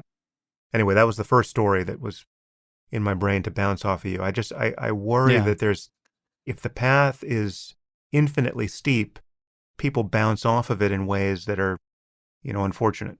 True. Yeah. So we can't delude ourselves into following any paths, right? We talked about scripting. I have a video on scripting pretty recently I put up, and we can delude ourselves into thinking that we've achieved certain things. And this is the same. We can delude ourselves into thinking that we've achieved the no path, right? You can delude yourself into thinking that you've finished everything and that there is no experience and there's no thought and there's no person, and you think that you got it. Wow, what a crazy delusion. Don't do that. don't do that. Don't get caught in your own thoughts about getting through the pathless path, the gateless gate, the direct path into freedom or whatever, and think that somehow means that you're beyond all other developments. That is ridiculous. Don't delude yourself, please. I don't think. I think what's being shared here is truly unwantable in that sense. Whereas, Interesting. as you said, as you described with Punjaji, that was something that had some kudos to it of no thinking or bliss. That's just not, there's this. And I guess she's proud of it. She wants to tell everybody. What's being shared isn't a teaching. I think a lot of our misunderstanding isn't pedantic. It's different.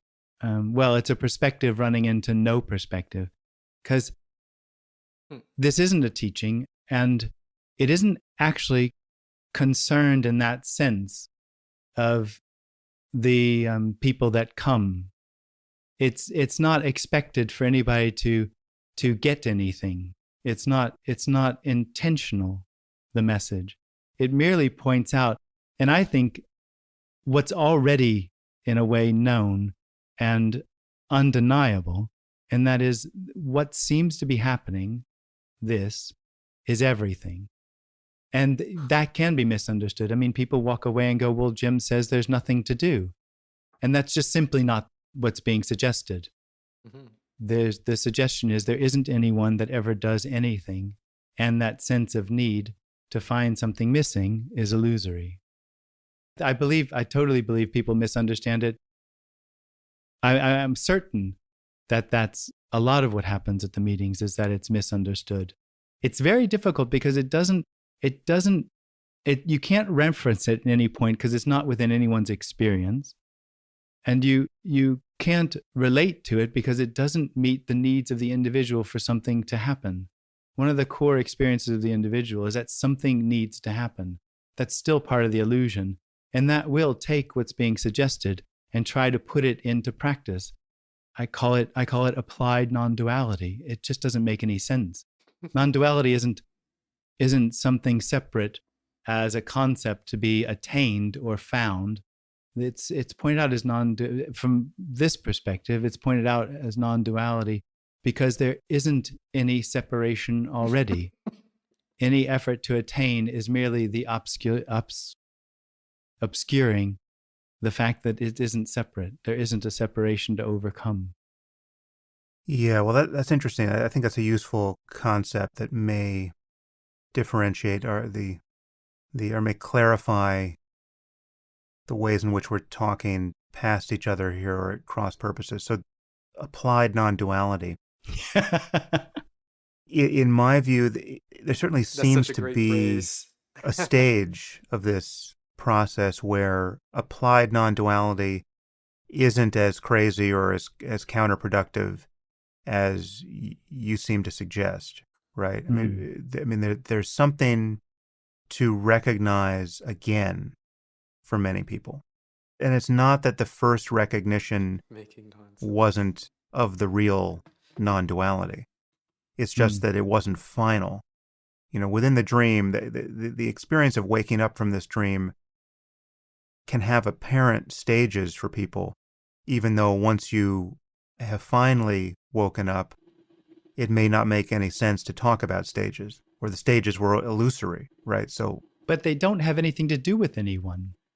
Yes. The experience or the idea that there's a process or that they have something to do or that there's a benefit is still a part of the illusory experience, that this has some intention to it, the appearance. And that implies that there's a better way for this to be and a worse way for this to be. But then what do you mean when you use a term like unconditional love? Right. I mean, that's some ancillary benefit of this or some aspect of this that is, I'm not surprised at all by that term, but I would have been surprised if you had said unconditional anger or unconditional shame. Right? Same thing. Same thing. As far as I'm concerned, those are all really the same thing. Unconditional love is merely a response to the conditional experience of the individual, that love is conditional. And when that falls away, it's obvious that there isn't any condition. It's unconditional. Anything, any word works. Unconditioned, unconditional, not arising, not passing. It's just that. Love is just a nice word. Unconditional love. To love. But I think it would be a fallacy to say that that what we're talking about is unconditional love, because really what we're talking about is what can't be spoken about.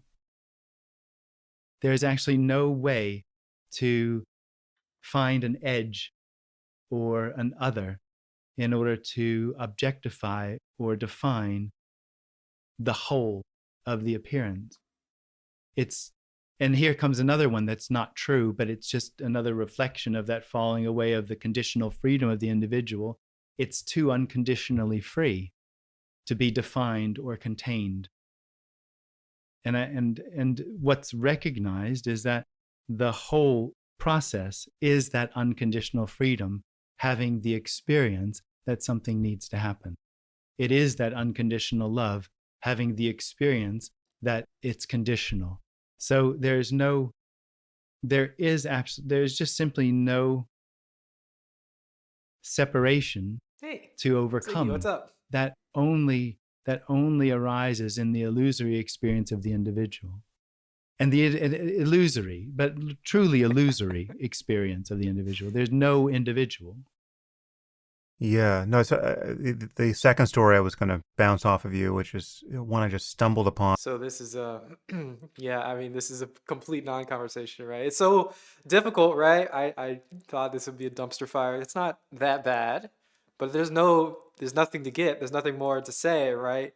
You could just say you could have just started saying that this is already the case. Everyone already gets it, or you can't get it, or something like that. I don't know, and just ended the podcast. It would have been 5 seconds, and Jim can just be on his way and enjoy the rest of his life, or not life, or not enjoy the rest of nothing. And I don't know.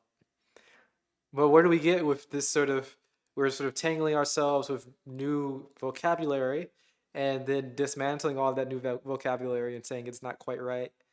Um, and Jim's not giving us any give for using any language to help anybody do anything. So what do you do with that? Nothing, I guess. I'm not sure. This is very difficult. I think it's about 10 years old, but I stumbled upon it relatively recently. Okay.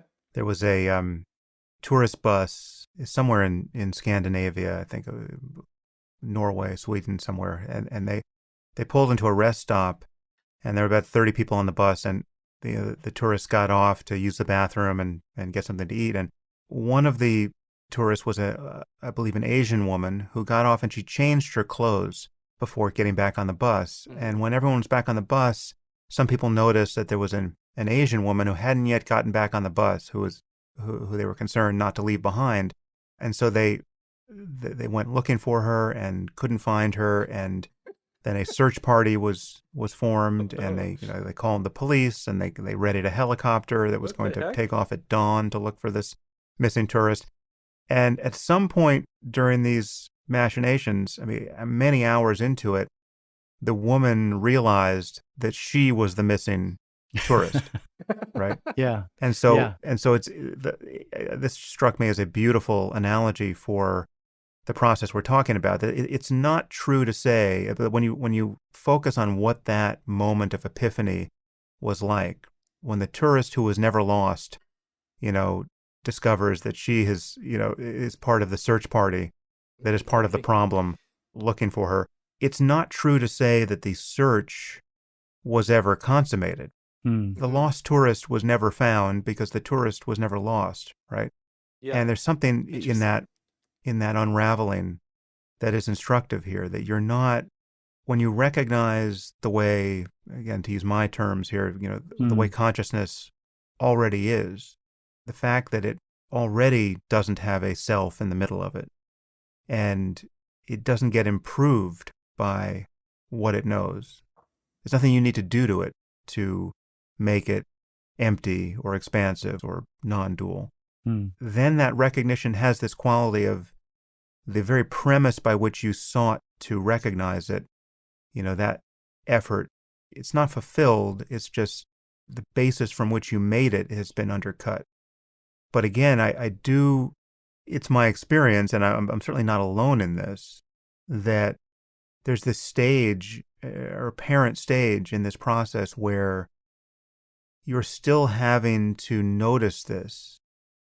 Again, I don't know which verb is sanctioned here, but you're still having to become more familiar with this. Otherwise, there's this apparent experience of being able to overlook it, for the purpose of getting angry or getting distracted by things in the world, or, getting awareness trimmed down by something that happens to which you're reacting, to which once again, you are the ape who is reacting to the world. And then the process is one of cutting through that again and noticing this intrinsic mystery to experience, to consciousness. Yeah. And yet what I'm hearing from you is your concern that really isn't the recognition. I realize recognition is not your favorite term, but that isn't the insight that there's something more or less to be discovered here that emphatically ends this pseudo search. There are no stages Yeah. to it. Yeah, absolutely. Absolutely. That there isn't actually a mystery that needs to be solved. The experience that there needs to be an answer just comes out of the illusory experience of separation. That this mystery is never actually solved. The lost individual, that the lost tourist, is never found. But certainly I agree with that, right? It captures to me how things seem when I'm paying attention. Right? Let's drill down. Can I ask a couple of things and just Yeah. drill down on a couple of That'd be points, great. Okay. such as Let's find out if Sam is actually realized here. Let's find out. consciousness. Consciousness. What is consciousness? Because it's just obvious here that that is part of the illusory experience of the individual. No consciousness. Consciousness is an experience in separation. And in that experience, one can be more or less conscious. And that changes the perspective or the experience of the individual. Mm-hmm. Yeah, so I'm not using consciousness in that sense. I mean, I would use it as synonymous with this apparent happening, right? The fact that anything is appearing, the fact that anything seems to be any way at all, is the fact of consciousness. Yeah, but you're talking about being able to be more or less conscious, and that having to do with being more or less aware. No, more or less. You use certain words. I can't remember your words exactly. Well, no. Conventionally speaking, there are degrees of consciousness, with respect to, wakefulness, general anesthesia. I remain agnostic as to what it's actually like to be in some of those states that we can't remember, whether it's a failure of memory or an actual interruption of consciousness. That's very difficult to distinguish. But in terms of degrees of awareness of this thing we're talking about, I mean, I would agree with you. It's paradoxical. It makes no sense to overlook it. It's not possible. Well, it's apparently possible because there's this only in the illusory. But the overlooking is an illusion. It never actually happens. Yes. So the idea that you could make it unhappen, it's just part of the illusion. Part of the experience that it is happening. It never happens. It's not happening now. That's true. That's true. But to use your language you used before, is it true? This wisp of a cloud that can just go away, right? Like the sense of self, the sense of there being an individual in the middle of experience, that can evaporate, right? Yeah. But the evaporation is recognized as never having happened. So it's not something that's added on. It's not, I now have a new experience. It's actually the evaporation of experience. And what's left is the recognition that there never was experience, but that's not a recognition of what this is.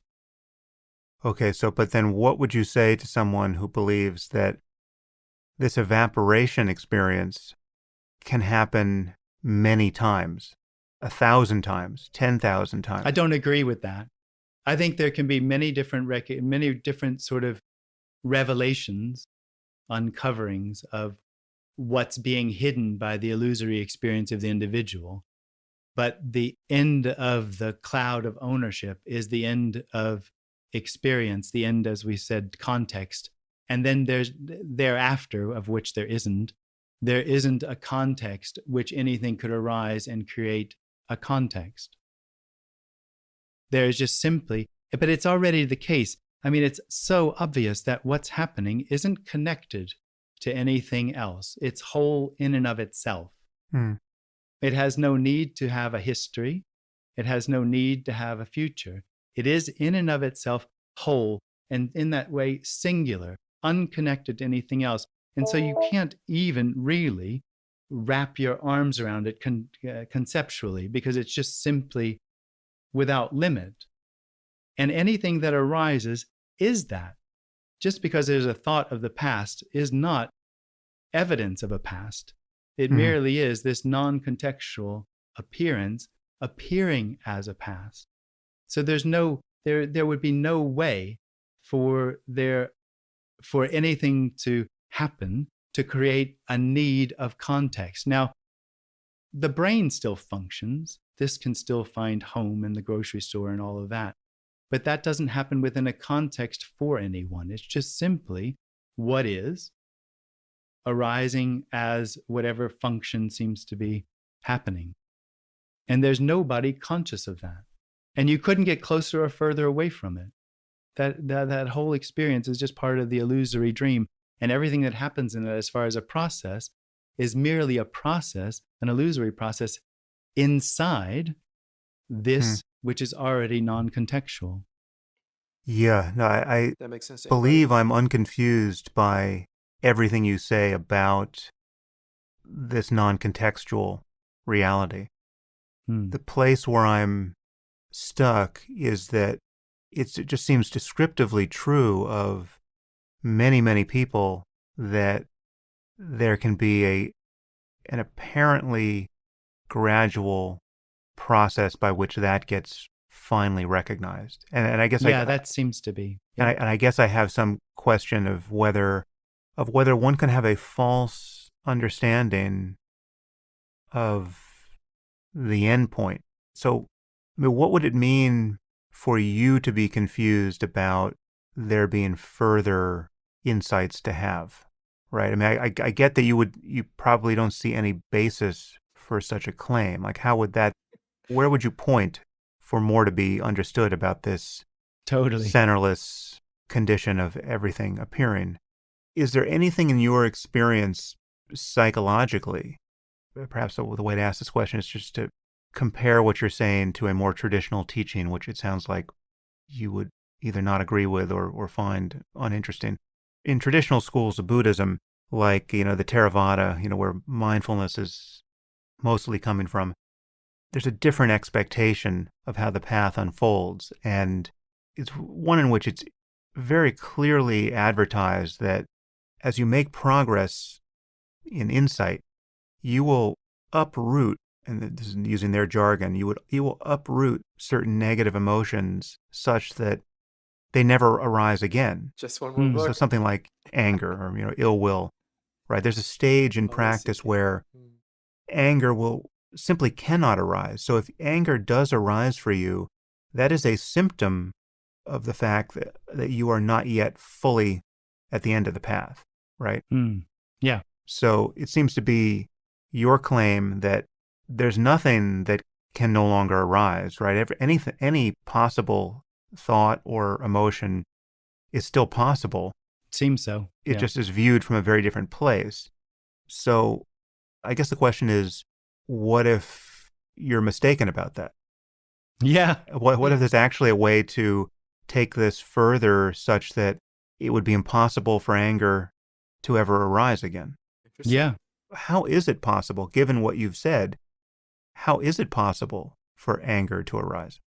Bad car drivers seem to be a good starting point for anger to arise, or at least mild frustration. But what are you doing with your mind in that moment such that you would experience anger rather than either compassion or nothing? I mean, So it seems that even Sam is doing this conflation of spiritual development and ethical development, and I guess you can go farther with like mindfulness development or vipassana development or experiential clarity development, and then maybe he's even throwing in there the concentration development. He mentioned earlier that the lady may have had some concentration skills, but didn't get it. We have to make sure that these are all detangled and we see that these things can develop independently. Of course, they can be utilized and work with each other. You can develop ethically in order to help your clarity, in order to help your whatever. You get the picture. You can do all these things to help each other, but they are fundamentally, generally, usually independent. And you can develop them independently. So you don't need to become a better ethical person to grasp non-duality or understand or whatever word you want to use to get what is already the case. You don't need to change your ethics. That doesn't do anything. That's a whole different development, right? I think that's important. Hey, you found the live. What's up? Hello, hello. You're a little late, but it's all right. We still got a bit more. It all syncs together with no beginning or no end, no center, They all disappear, right? All of that gets together. Once it happens, it happens. But that doesn't mean that you're going to be ethically different, and it doesn't mean that you're going to be more focused. It doesn't mean that you're going to feel bliss, right? Not in the way that you probably want to feel bliss, right? It's not that. Those things develop independently. I think that's important. Maybe Jim wouldn't even try to detangle that and help us understand, but I feel like Sam is unfortunately mixing those things all together. But he is making a point that you can develop more ethically. You can get non-duality and still develop more ethically. Whether you'd want to or not, that's a whole different picture, but you could. Car drivers aren't, I mean, cars and their bad drivers aren't really real in any ultimate sense. Sure. Well, Yeah, nothing there is really real, but the only thing completely unreal is the experience of being an individual. Mm. I do get where you're coming from. And, in the story of Jim, there were those states like the lady had of no thinking and of, this constant state of awareness or consciousness of the awareness before the I am. And in that state, which I think a lot of these teachings are pointing to, there is a total unaffectedness by emotions which arise.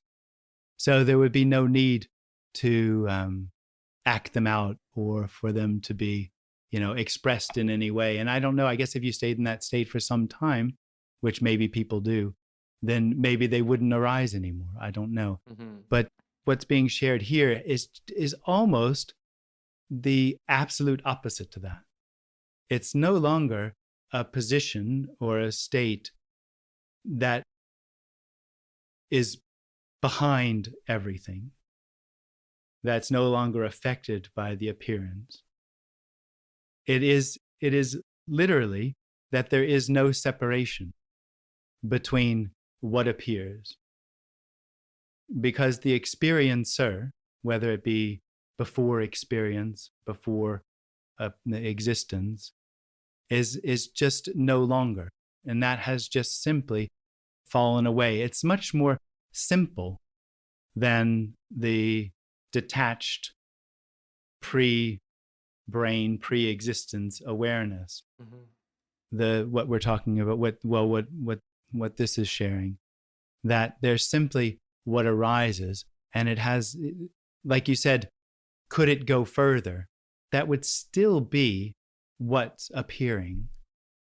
So going further seems to suggest, could there be a better place, a more developed, a more aware, a more, and that would still be what's arising, what's happening. It would still be void of value. It would still be void of need. It would still be void of intention, because it would still be just simply what's arising.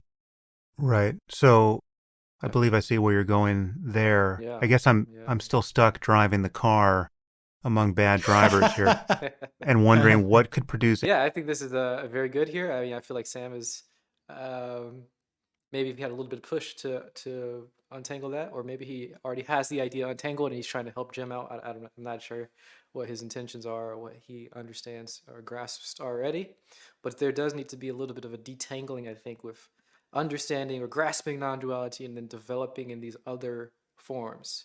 And it seems that the problem or the potential problem would be that somebody grasps non-duality in this sort of conscious, non-conscious state of whateverness, and everything is just here and everything is just, as it is. And then having that and then devaluing the natural inclination of the mind, we'll say, the mind-body system that actually wants to stop suffering, or the mind-body system that needs to or wants to develop, having your realization of everything is just here and nothing needs to be done, and having that devalue the actual development that is necessary for on the different levels of engagement. That would probably be a bad thing, I guess, in the mind of Sam. I think I may agree with that. You don't want one perspective to devalue any other perspective. I don't think. But maybe. It's really interesting that some people take the path of thousands of hours of meditation, get all these insights, and eventually have them discarded and that can take years. And then self-inquiry, which is much faster, you'd say, but a lot of people seem to it seems complicated, but ultimately you can get the same results. You think you can get the same results? I think it's best if one does both, but it depends on the individual, definitely. Yeah. I guess self-inquiry, I mean, the direct path you mean here, self-inquiry, direct path stuff does get you to that non-dual thing, or that, loss of uh, this contracted identity, identifying with one particular thing, and you can be free from that. You don't need to identify. I think that's very important, but that doesn't make you, I don't think that is, hmm, that doesn't develop any of your other skills that would be important in these sort of spiritual spaces. The connectedness of everything and seeing that, and manipulating that, I suppose.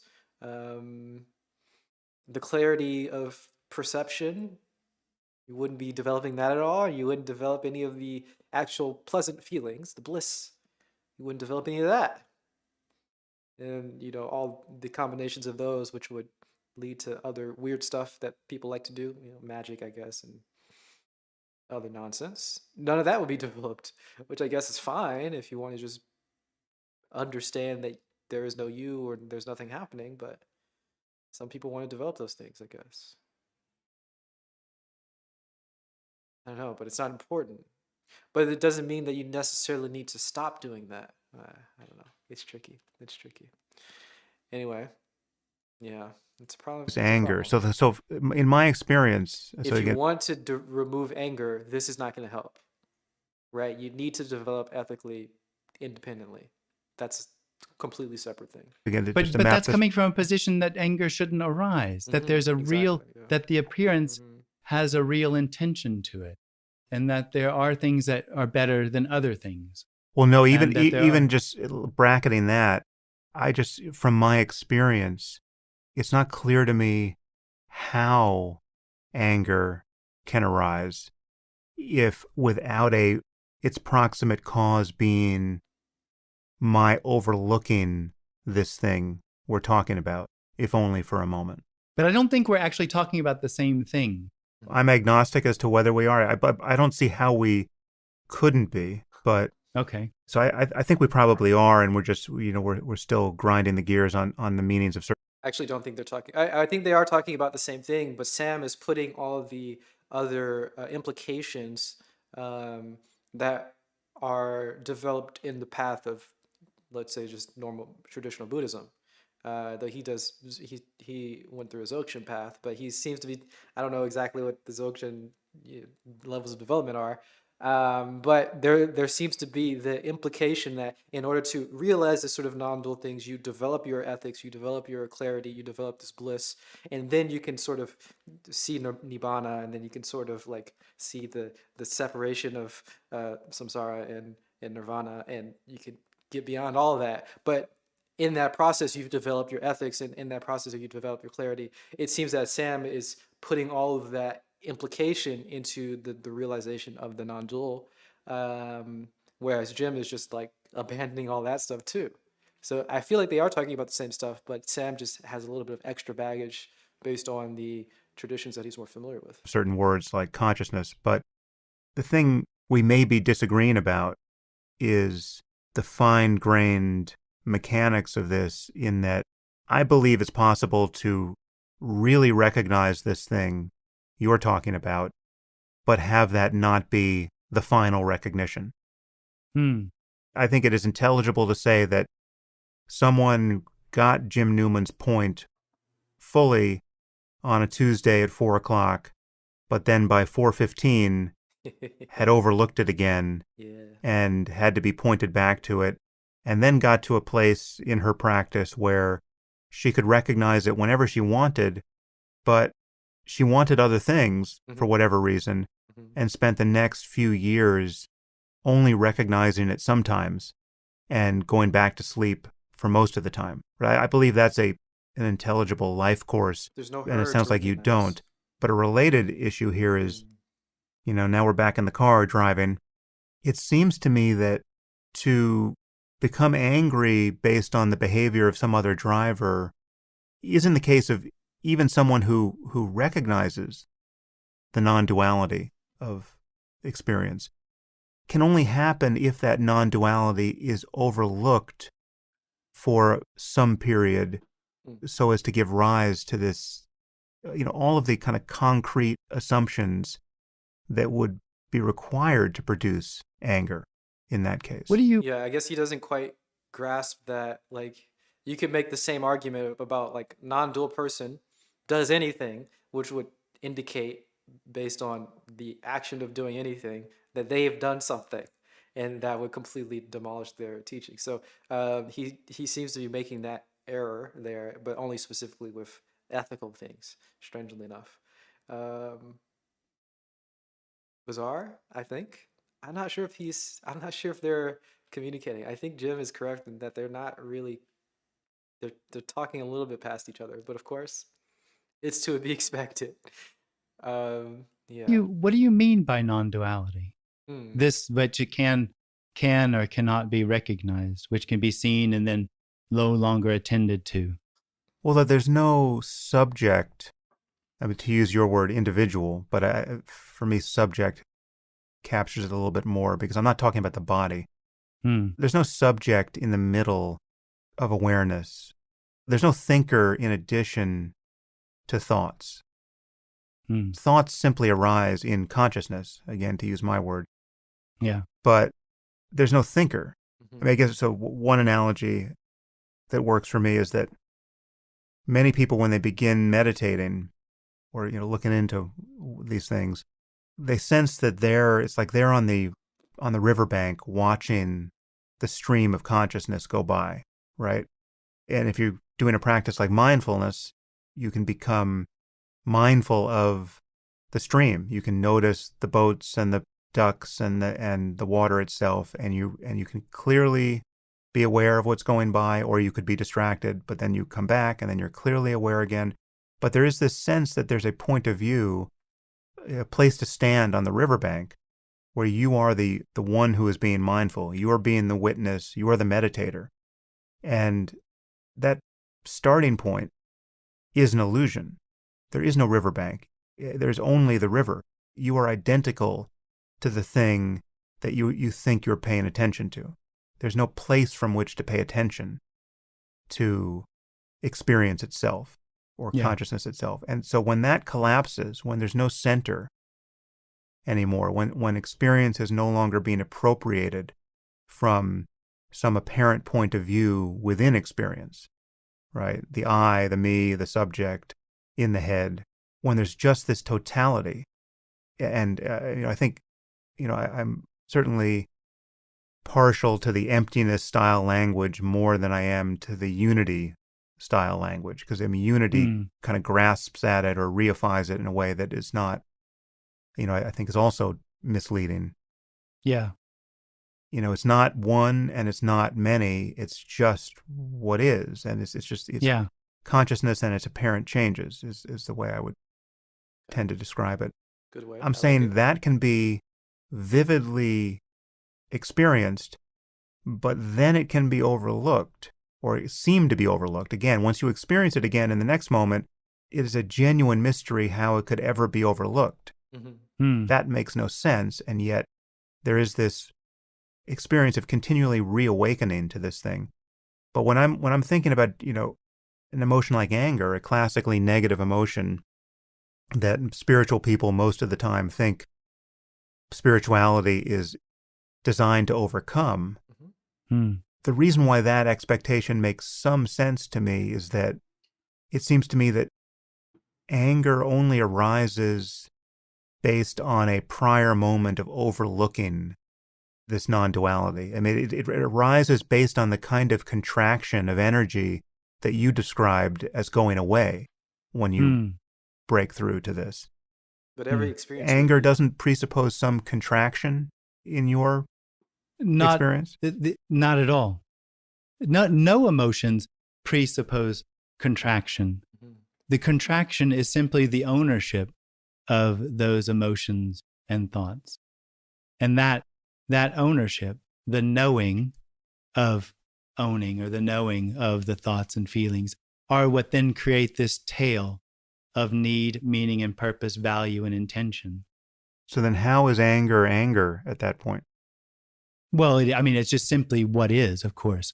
But in the conversation, it makes sense to call it anger. It's really just a sensation in the body that just moves through, isn't it?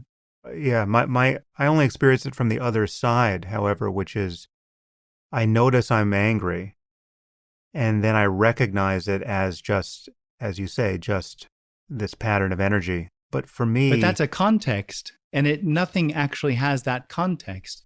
And it's from that context, as far as from, let's call it a perspective, that it's seen as somehow inappropriate.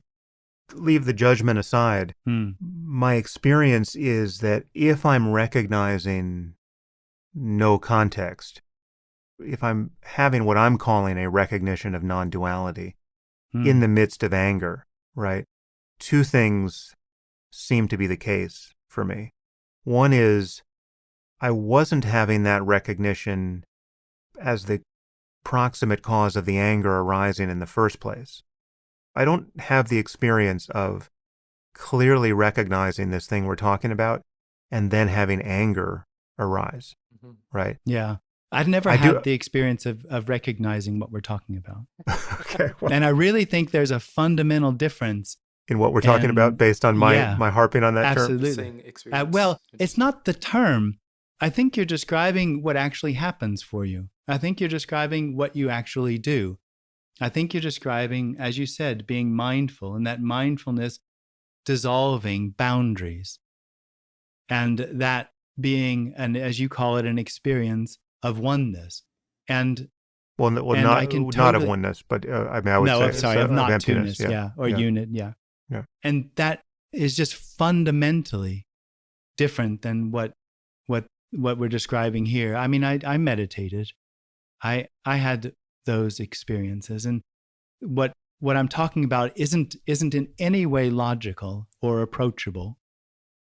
It is a dissolution of something that never really happened, which is that this has a context to it, a real context. And that can't be approached, and there's no way to overlook it. I just think we're fundamentally talking about different things. Okay, but again, I hold out hope that we're actually not. But okay, granting all of those things, how is there a way to get angry again? Well, why wouldn't there be? As you said, the girl who was, I can't remember the context, but anyway, was aware and thoughts were arising, just nobody owns them. Why wouldn't anger or any other emotion arise? Why would there be one emotion rather than another? Where's the limit? What's the... Well, because anger has a kind of structure that is falsified by this structureless insight, right? I mean, not all emotions have the same logic. So shame has its own logic, embarrassment has its own logic. Yeah. Some emotions are intrinsically social, right? Some emotions seem to be only born of having triangulated on yourself and looked at yourself through the eyes of others, like shame. But you're telling me what you're saying, like an emotion must be caused by something, and if we are having this sort of non-dual reality, whatever experience, then it must be it must devalue all of the causes of that. So he's got this idea that the non-dual whatever is devaluing anything else except positive emotion somehow. Non-duality is somehow devaluing things. It seems that Sam Harris would be thinking here, and Jim is saying no, non-duality doesn't change anything. It doesn't devalue anything. That shouldn't change. You can still be angry. You can still have anything arise. You've understood through investigation. Well, yeah, I'm just saying, if you introduce me to a new Buddha who claims to be a Buddha, but they claim to feel shame all day long, I've got some questions to ask. Right. That's a dog of nature. Right. Based on what I believe I know about shame and the claim of Buddhahood. Yeah. I don't know that shame still arises, but anger can arise. It doesn't. I can't think of anything that wouldn't arise. Well, except shame. Why not? Well, there isn't anyone responsible for what's arising anymore. Shame seems to be somehow connected to the experience that you should have done something differently or could have been better. Interesting. And it's also based on an awareness or a seeming awareness, an expectation of how others are perceiving you, right? Like when you're aware that you have become, an object of disgust for others, that you're sort of viewing yourself through their eyes.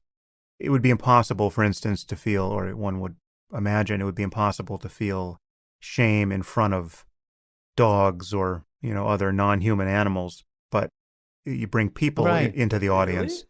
something changes. Mm. And it's this implicit sense of what their minds are doing. Yeah. Well, Jim, I realize in this timeless expanse, I've kept you for 2 long hours. Wow. Did we get anywhere? Did we learn anything, guys? Did we see the true non-dual reality? I am a little skeptical. So I find this fascinating. I think it's anyway. I think that there may be an opportunity at some point down the line for you to perform further psychic surgery on me, and we can see if we exactly what I don't realize or what we are just using different terms for. This is a very useful exercise, I think, for me and anyone hearing us. So thank you for your time, and I hope to do it again. Oh, thank you very much. It's a pleasure, really. And Jim, before we sign off, if people want more information about you, where should they go online to look up your seminars and all the rest? Simply this.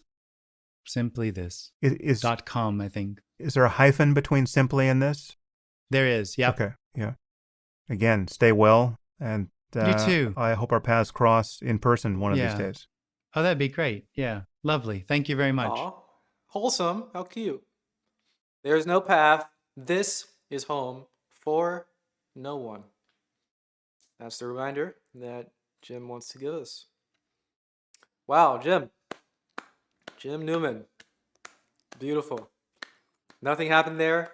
We didn't learn anything. No one said anything. Nothing. No one here. Nothing to do. Fantastic. We have to remember non-duality doesn't develop any of those other things. It seems that Sam is more concerned about the development of our clarity, of our ethics. Seems to be the 2 things. Maybe concentration. I'm not sure. How about that? All right, I got to take a short break. I got to get some food. We'll be back with some Leo. Whoa, Leo. Haven't seen Leo in a while. And I'm excited. We're gonna have a little bit more Sam Harris on Wednesday. Wow, with Rupert Spider. We'll try that out. But Leo today. I'll be back.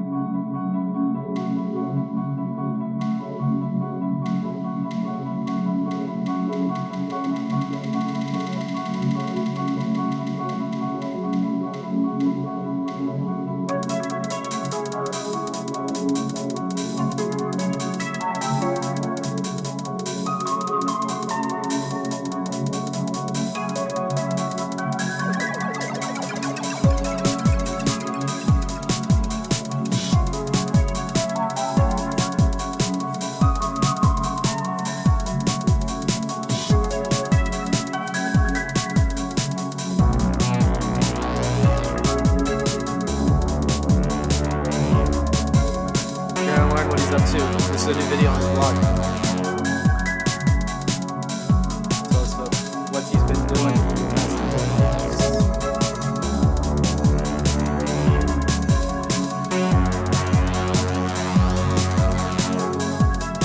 Distracted by the music. Okay, I gotta get my food.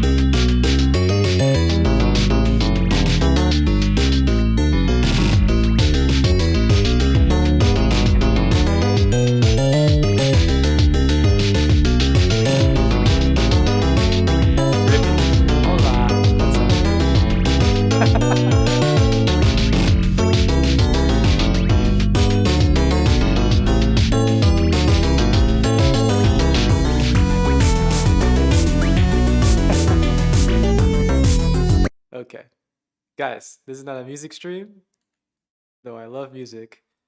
We are going a little bit deeper. Well, I don't know actually what we're doing. We're getting some updates from Leo Guda. Hey, Leo, welcome back.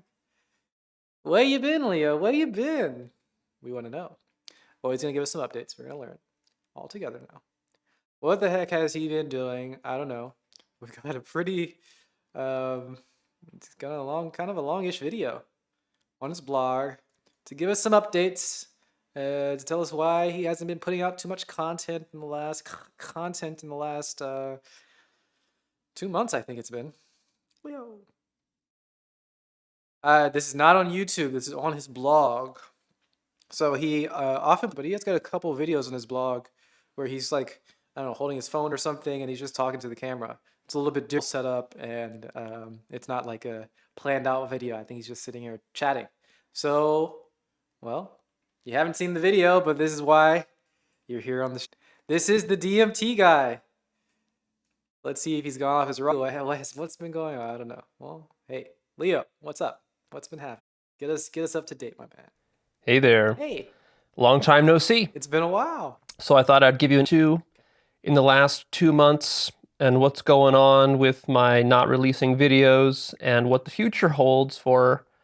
Perfect. So even though I haven't been active with my work on the outside, a lot of stuff has been happening in the last 2 months, and I want to just kind of share with you. Don't need to watch this episode if all you're looking for is like solid with you. These are details. I mean, you don't need to watch this episode. Advice.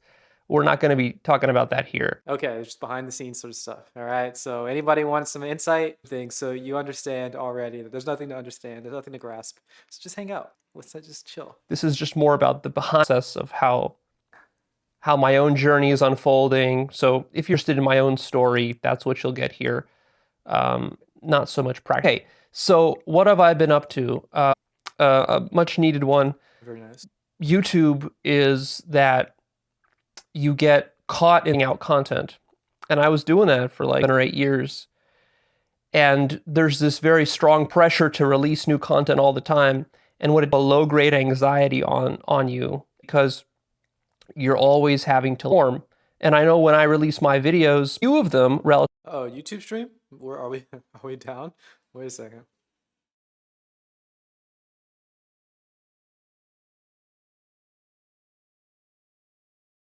Them. Oh, YouTube stream? Where are we? Are we? What's happening with YouTube? Like, where are we? Are we down? Wait a second. Okay. Well, I guess we're back. There's a bit. Oh no. Oh no. Okay. Well, here we'll drop the continue on. All right.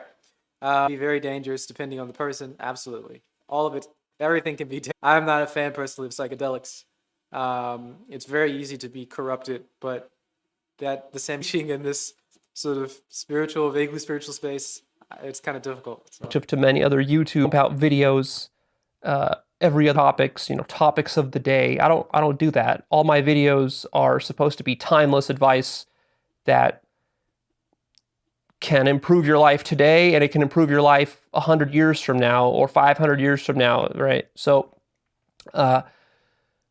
this requires me to contemplate the material deeply and to really puts a lot of pressure on me to get everything across that I want to get across, all the insights in a single episode, because usually once I shoot that episode, I don't have a second chance. I mean, I can do a part 2 sometimes and so forth. Mm-hmm. But generally, I don't like repeating myself. I don't like rehashing the same material. So one of the biggest challenges for me, really, is it's not having insights. I have thousands of insights. If all I did was just haphazardly spew insights at you in this sort of very casual format, the way that I'm doing right now, kind of shooting from the hip, that would make my life so easy. that would take so much pressure off of me. The downside with doing that is that the content would be all over the place. There would be a lot of repetition of material you've heard from previous times. I mean, you think I'm repetitive now? No, I'm not repetitive. I take great aims to not be repetitive with my content. And that puts a lot of stress on me because I have to literally remember all of the things I've said over the last 8 years and make sure that I don't say them again. I wonder why that's. Many teachers don't do that. They just repeat themselves ad nauseum. To me, that annoys me. So I don't want to fall into that trap. Interesting. Myself, even though sometimes I do. But anyways, so the hardest part of my job actually is not the generating of insights. It is a little I have strange to millions have of those. pressure here. The hardest part is organized. Especially like, it's helpful to repeat himself, right? Not everyone's gonna watch all of the content, so yeah, repeat the important stuff. I'm not sure why that feels. Why he puts his own pressure on himself. Seems so strange. How do you organize all these insights so that they're presented to people who will hear them for the first time in a coherent way that makes sense, that's not too convoluted, and so that it's comprehensive, right? Like if I cover a topic, I want to cover it comprehensively. I want to say everything that needs to be said about that topic within reason, right? Now, that's why my videos are so long. Sure, yeah. Is I try to get a lot of stuff in there. And even so, oftentimes, I'll shoot an episode and then the next day I'll be thinking like, oh, damn, I forgot to say this thing and I forgot to make that extra point and I forgot to make this little caveat and this extra qualification and this nuance is important and I forgot to say it or I didn't have time to say it or, Yeah. So this is sort of an age-old problem that many artists and creators face, is that we tend to be very perfectionistic and we want our work to be perfect, but sort of the situation we're in is that it's never going to be perfect. So you never ship a perfect product, a perfect game, a perfect movie, a perfect piece of art. Unfortunately, it's a sad thing that a lot of people have to deal with. Pretty easy to overcome, I think. Well, maybe not very easy. I don't know. It feels nice to not be bound to that. At some point, you got to just kind of throw it out there when it's 80% done or 90% done. You never get to 100% satisfaction with your work. At least if you're doing something good, I think, if you have high standards for yourself. So anyways, that puts a lot of pressure on me. Like the organizing of the content takes up the most of my mental resources, actually. And so that gets exhausting, doing that all the time. It's much easier to be one of these gurus. I understand now why these gurus do these satsangs, because it's such easy content. It's so... Yeah, just ask questions. It's so lazy. Yeah. Like you don't have to have any comprehensive anything. You just like people keep asking the exact same questions and you give them the exact same answer and everybody loves it. They just eat it up. It is pretty, lazy, a little bit more of a value judgment here, but it's not very comprehensive and there's nothing organized about it. Yeah, Here I am criticizing these gurus. So these gurus, in a sense, they have like the easiest job when they do these sort of satsang talks where they just sit there and students come up and ask them questions and then they just give you answers. It's so much easier when people are asking you concrete questions and you just give them answers. Like if that was my job, my life would be heaven. It would be so effortless. It's a lot harder when you have to actually present material to people that don't even know they should be listening to this material, right? Because to ask a high quality question already assumes a lot of the student. The student has to be there, has to be engaged, has to be asking the right questions, and then you can get the right answers. And then, of course, a lot of these gurus, what they do is they just snip these satsangs to little pieces. They have some editor that does that for them. They don't even do it themselves. Yep. So that makes life a lot easier. Oh, yeah. I don't do it. Also, he should be making some shorts. I cut up so many of Leo's videos. I mean, not very many. I've cut up a couple of Leo's videos. He's got so many different segments that you can just cut them up and just have like a 5-minute whatever or 8-minute presentation or whatever. And those will be much better. I think they'd have much better reach than the 3-hour-long videos with so many nuggets of information hidden in there. Maybe he could at least just have a clip channel or something just to get more reach. And you have that more reach and you can actually present it to the people who need to hear it or who are ready at whatever particular stage to grasp it. But, I guess he doesn't he wants to have some sort of integrity of, I don't know what the heck it is, but that's very strange to me. That way, I have to think of a topic that I think will be relevant to you, fit it into the larger big picture of what we're doing with actualize.org, trying to understand reality, trying to actualize ourselves and so forth. Fit it into that, fit it in with 100 other videos I shot before and 100 other topics I'm going to shoot in the future, and make sure it all fits together and all makes sense and it all is leading somewhere, right? So a guru actually isn't leading you anywhere. Whereas what I'm trying to do is I'm trying to sort of push you in a certain direction. It's a different way of teaching. There's pros and cons. I'm not saying my way is better. There's pros and cons to it. But one of the downsides of my way of doing it is that it's a lot more labor intensive to do it this way. Absolutely. Because you have to actually be proactive about thinking about the topics that you're going to be speaking about, and then how to present them and come up with examples and blah, blah, blah, blah, and then structuring it in a way. Because when I get my insights, they're not structured. They make sense to me, but to be able to articulate them, that's the difficult part. Having the insight, that's the easy part. How do you lay it out into a framework that millions of people can then use and rely upon for years to come? This is so true. It's really what I get paid for. Yeah, it's difficult to understand for a lot of people that, like, you have, let's say you can understand things emotionally, but then that's a good thing, that's a great skill, but then to be able to verbalize what the process is a completely different skill. And the same with music. You can really understand music and make really good music, but then to be able to communicate how you're making the music or to describe it, it's a completely whole different ordeal.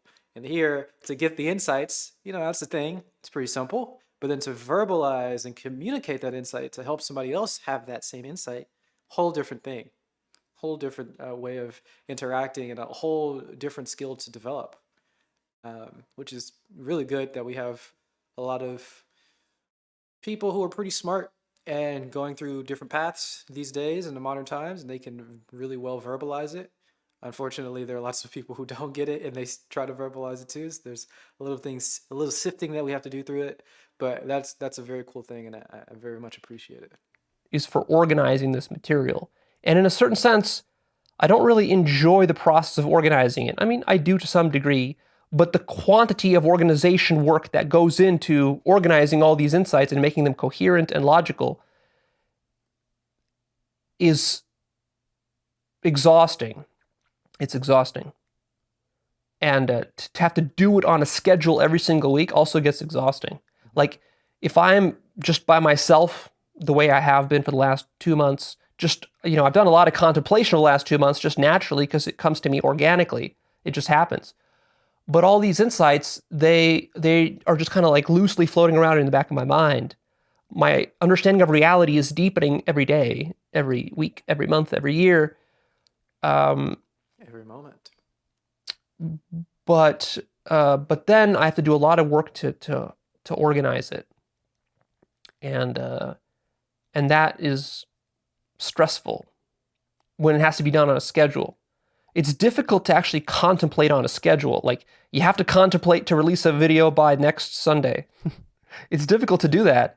It's a lot easier just to kind of contemplate in a very leisurely way where you're not, at least for me it is, where you're not trying to arrive at some specific answer or result or needing to deliver something for somebody, right? Because when I wonder if he's is he telling us that he's abandoning the schedule? No more weekly videos, or is that going to start back at some point? No, what's happening? Releasing a video, it has to deliver for you. Mm-hmm. And so that actually puts sort of an impure motive actually into the contemplation. Because when you're thinking about something for the purposes of organizing it, that's different than thinking about it for your own amusement or for the sake of truth. Because if I had to think about a certain topic for the sake of just truth and my own amusement, I might think about it for 3 years. And no concrete video would come from that. But it would be very useful because after 3 years of doing that, kind of in a haphazard, lazy way, actually a lot of work would have been done. So yeah, I'm just kind of explaining my process to you here. So I spent the last 2 months resting a lot. Very good. Happy to hear that. Hopefully sleeping I've taken well. breaks before. You might say, well, Leo, you've taken a break last year for like a month or so. what I noticed this time is that I was so immersed for the last 8 years, even with the breaks that I've taken, even with the retreats that I've done, I've been so immersed in the whole self-actualization process that it actually started sort of to end up backfiring on itself. Because there is such a thing, and here's a practical lesson for you, there is such a thing as being oversatiated, over-consuming personal development content or spiritual content, to the point where your life becomes this sort of almost incestuous process of just studying material, thinking about material, then you just get so involved in that you're not really living life anymore. He just needs more tea. Incestuous process? What a weird word. It's true though. Your rice has long been cooked. Just eat it and then wash your bowl, right? You don't need to keep trying to get more rice. You don't need to learn more and more and more. You have everything that you need. You've always did. And you have way too much at this point. So just eat it and then clean your bowl and get rid of it. Simple enough, but we do get into this habit pattern sometimes of wanting to learn more, wanting to do more, and it's really just satiating to the mind-body system, right? It's perpetuating the separation. It's getting us farther away from what we need to be. Sometimes. So something to be noticed and pointed out here. Very important. And so that's just been a natural, organic byproduct of the fact of making actualize.org successful and popular over the last 8 years, is that I've had to immerse myself in that. And I basically haven't taken my head out of that pool of water for 8 years. And I almost forgot what it's like to not even do that. Now, I've taken some breaks. I've done retreats. You've seen me do those. I took a month-long break last year. You did it for But a purpose, for sharing. when you're so immersed in something, even taking a few weeks break doesn't actually give you the break because your mind is still in it. You're still thinking about, okay, what do I do when I come back from the break? This is the tragic part of normal vacations with a normal job and all that stuff, right? We don't actually know how to take a vacation. We can't really enjoy our vacation because we've never practiced being off, right? You've never practiced being on vacation. You go out. The biggest meme, of course, would be like going on vacation somewhere, and then you have your phone with you because you've never practiced not being on your phone. You've never practiced enjoying life as it is at the current moment. And I guess the same thing here. If he's always doing this sort of spiritual progress in order to communicate it, in order to put it into some big map or big framework to share with the world and help out with, that's, unless he's been training simultaneously, dropping all of that, it's just going to be a habit pattern that he's going to have a difficult time to drop for long periods of time. Does that make sense? So he's always going to be contemplating or progressing, meditating, and doing psychedelics, whatever, doing all of the work in order to teach, in order to build up this map, in order to build up some framework to share with other people. And he's not taking the time to actually practice doing it for himself or doing it for no purpose. He's not practicing that. So it's going to be a difficult habit pattern to drop and actually be on vacation for any period of time. You usually have to work overtime before and after vacation too. Yeah, that's another bad part. Yeah.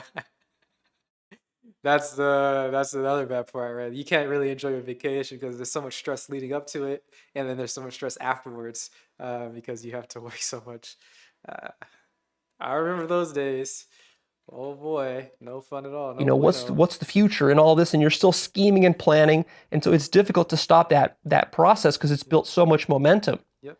So again, there's sort of pros and cons to everything, basically. We have to recognize cause and effect. We have to recognize the habit patterns that we're feeding and see how they may be detrimental. Even these sort of wholesome, things that are helpful for the whole world. Sometimes we have to be aware of their effects. Basically. And so for the first time in about 8 years, I feel like I did actually get a decent break because I actually stopped thinking about the videos. I stopped thinking about structuring my ideas and how to communicate it to you, how to articulate it, and so forth. I just stopped. Just stop. To the point where I almost even forgot about actualize.org as a thing that I did. And that was very good. That's what true rest is. It's surprising that he took like 1 month was enough, or 2 months, but a month or so is enough to actually get him to drop all that. It's pretty good. That's still a topic we haven't really covered.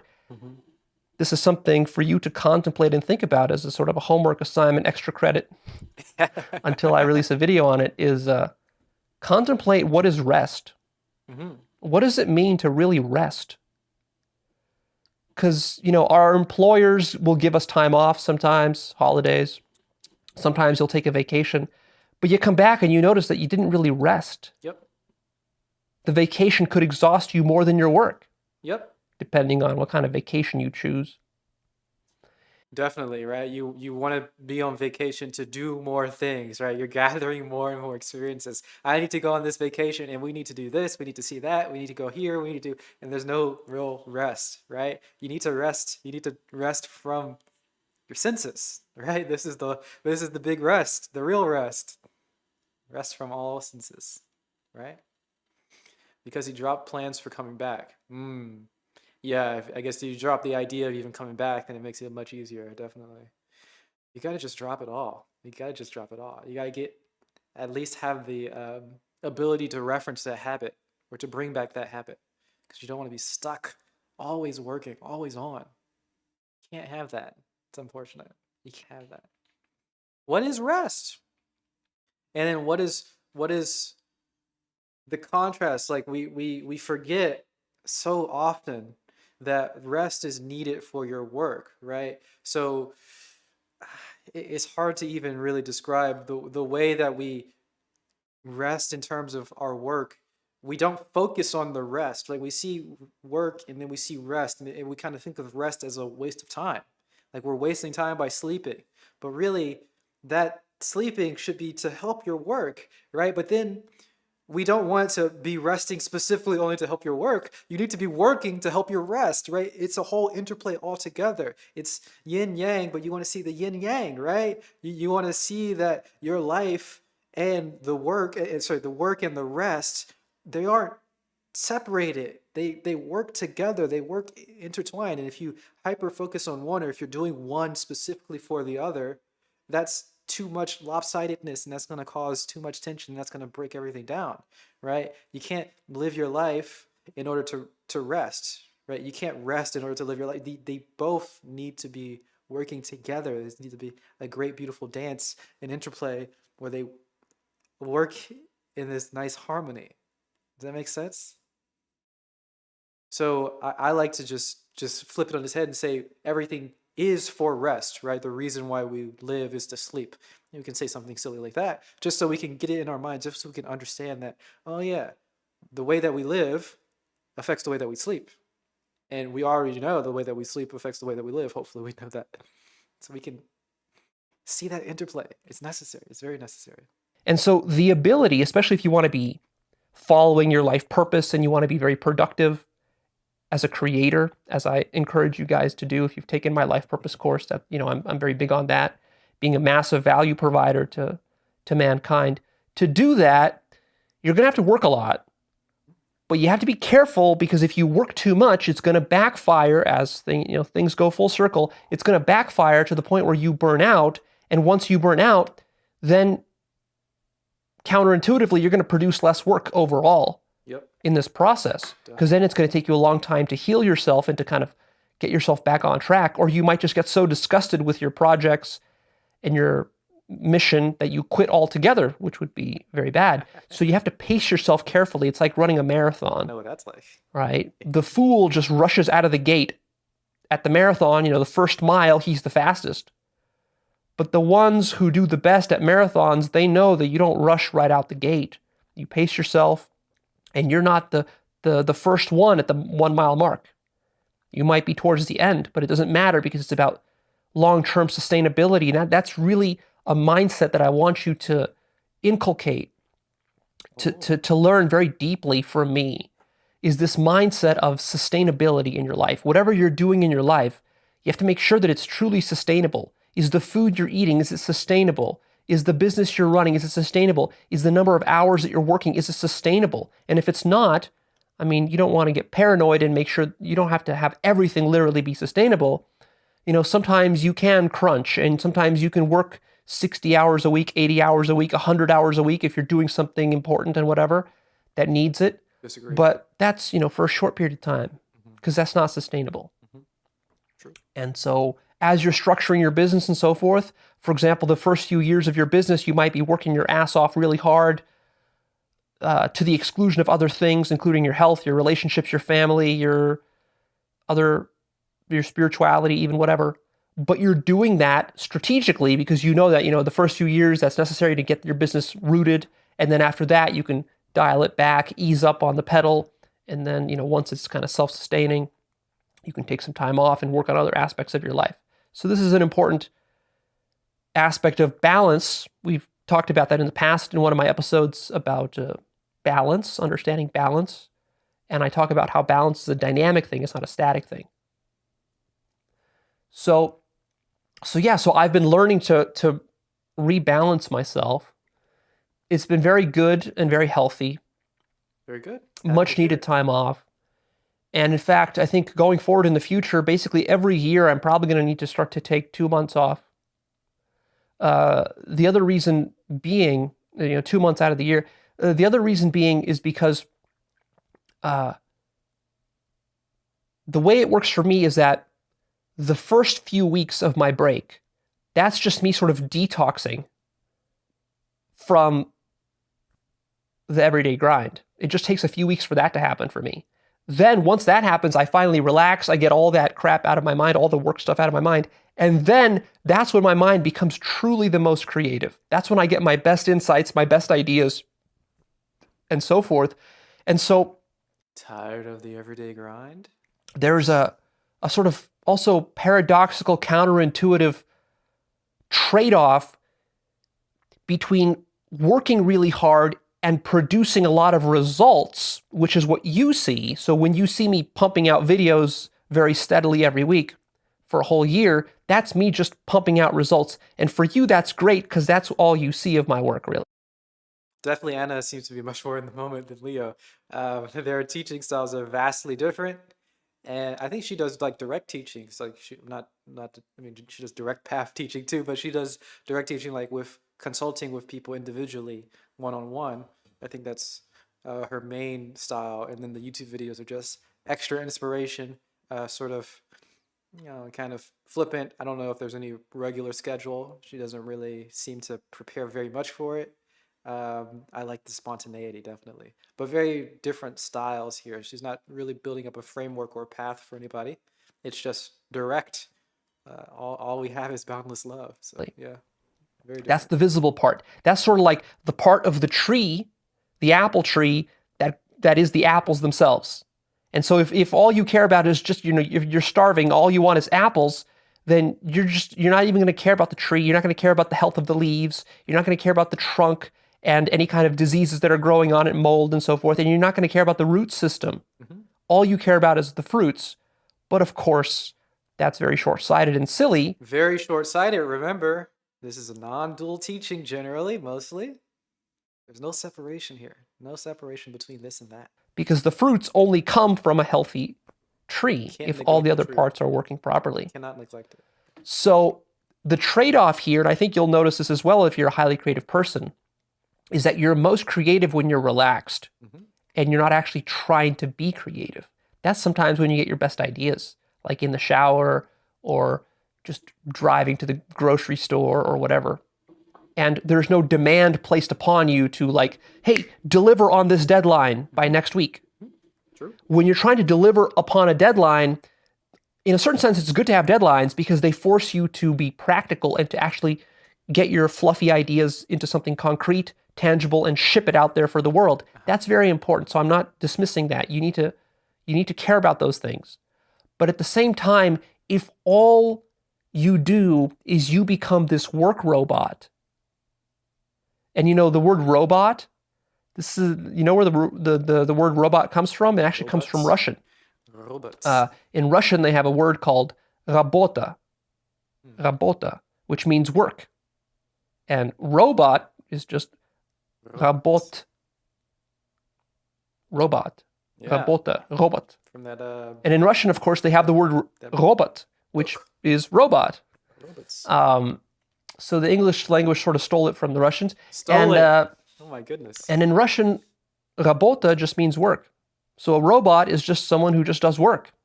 So literally, if you become a robot by just doing work and being so practical in your life, this is sort of the deeper problem of pragmatism I've talked about before. I've talked about this in the Deconstructing the Myth of Science series, where I talk about the dangers of pragmatism. When you become Hello? overly pragmatic and utilitarian in your approach to life, you lose touch with the spiritual aspects, and you lose touch with, your health can suffer, and overall your happiness will suffer, and your creativity will suffer. So actually, it'll come back around, and even your own work will suffer for it, because you'll just kind of get stuck in doing the same kind of work over and over and over again. You won't be innovative in your work. To be innovative in your work, you got to work sort of in cycles. And that's one of the things that I miss from my old life, the life I had before actualize.org, is that in that life, I wasn't delivering material on a weekly basis to the public. I would always, throughout all my whole life, I worked on various kinds of projects, game development projects, web development projects, and all sorts of stuff that I've never even shared publicly just because it never came to fruition. It was mostly in the development stages, right? There's a lot more stuff in the development stages than you will ever see from me or from any creator. That's just how it has to be. So the nice thing, though, there was that I could work on a project for like a year or two and then ship it or release it and then get the results. And then there's a time off and I can work on the next project. No, I don't. Who's That's a very different way of sort of structuring your work life than the sort of weekly schedule. Ideally, I wouldn't be delivering content on a weekly basis. But also, I kind of need to, because I know that if I don't have the kind of pressure to have to deliver on a weekly basis, then I certainly wouldn't have released as many videos as I did over the last 8 years. That was only possible because I was so paranoid of doing it on a weekly basis, because that's part of what you need to be successful on YouTube, is especially when you're starting off, is you got to be very consistent with your content. I feel exposed. But what got you here is not what's going to get you to the next level. And that's a lot of what I see on YouTube, actually, is a lot of YouTube creators fall into this trap of they build a successful channel, they get millions of clicks and followers and views, they get decent money, now it's their full-time job, and then they just get stuck in that pattern for years. And then they don't grow themselves, they don't really grow creatively, they just do the same kind of stuff. And that's not going to be sustainable either. At some point, they're going to get bored of it, they're going to quit in disgust, they're going to burn out, they're going to need to take their time off. The more creative, here's, I think, a general rule of thumb about creativity, which is still a topic I have yet to cover, how to be extremely creative. There's a lot to say on this point, but the more creative you are, I think the more of a cyclical process you need, where you're highly creative for bursts, for months at a time, maybe for a year or two, and then you take time off. You take maybe 6 months off just to recharge your batteries and then to move on to the next phase of your creativity. And if you don't do that, you're just going to be operating at the same sort of level of creativity, churning out more of the same. And then your audience is going to get bored of the same stuff you're doing, and then they're just going to leave for something new and more exciting, or somebody more creative than you, who has a better creative process than you. You see, so there is a competitive aspect to business. In a certain sense, when I'm releasing YouTube videos, I'm competing with all the other YouTubers out there, and so my content has to be engaging, interesting, creative, original, and so forth. Definitely. So if I'm just churning out, dry, robotic, mechanical material, you're going to lose interest, and then that's going to hurt my business and so forth. So there are these pragmatic aspects to consider. Sometimes we go so deep into the metaphysics and the epistemology and the philosophy and the spirituality of life that, you see, it's very tricky because people fall too much into one direction or the other. we either become way too pragmatic and spiritually disconnected and robotic, or the opposite, we go all out on this kind of spiritual, fluffy, lovey-dovey type of stuff, the way some of these hippie types do, and then you just get completely disconnected from reality. Oh yeah, don't be disconnected. Okay. Oh my goodness. Okay. We awake each morning and go off on the weekends and earn a living at various jobs and undertakings until we come back to the weekend. Come to the weekend. It seems perfectly acceptable. Everyone's working for the weekend to most people. However, most people die between 6 and 9 on a Monday morning than any other time in the week. Whoa, why is that? 6 and 9 on a Monday morning.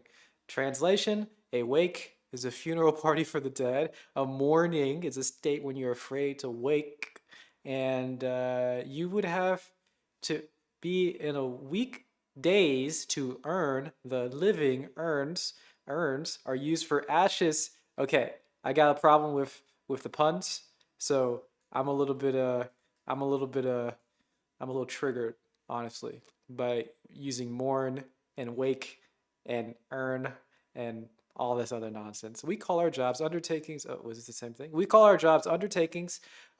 Job itself is a Hebrew word for persecuted. Whoa, job, persecuted.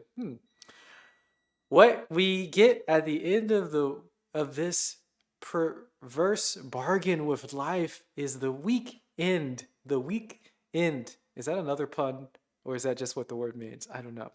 Of the deal, the weekend of the deal. Okay, yeah, that's a pun. I don't like it. As we become progressively weakened.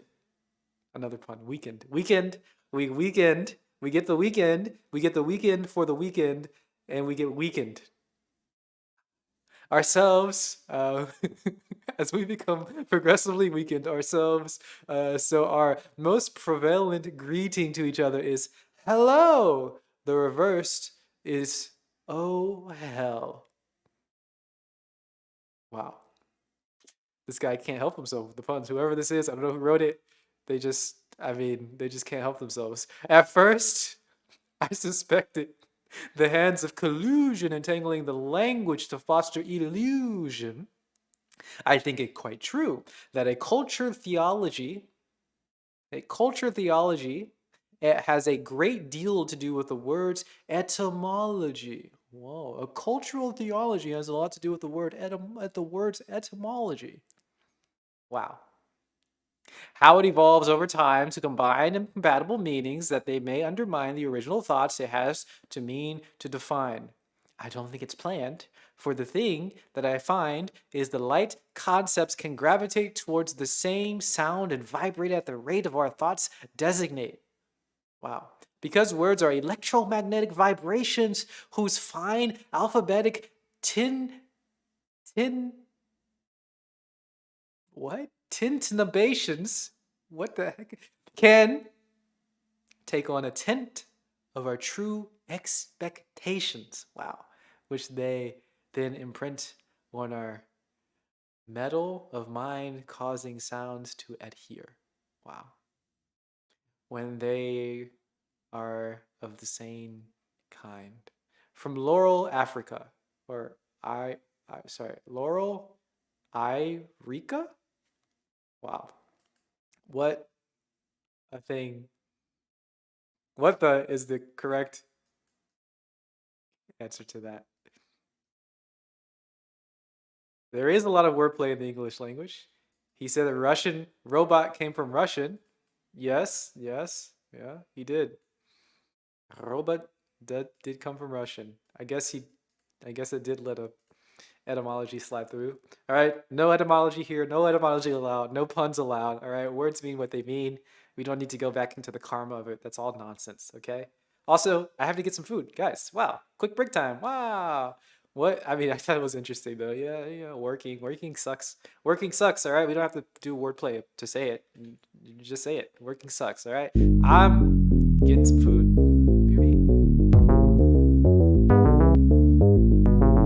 Hopefully we can bend our minds a little bit with some weird music from another world.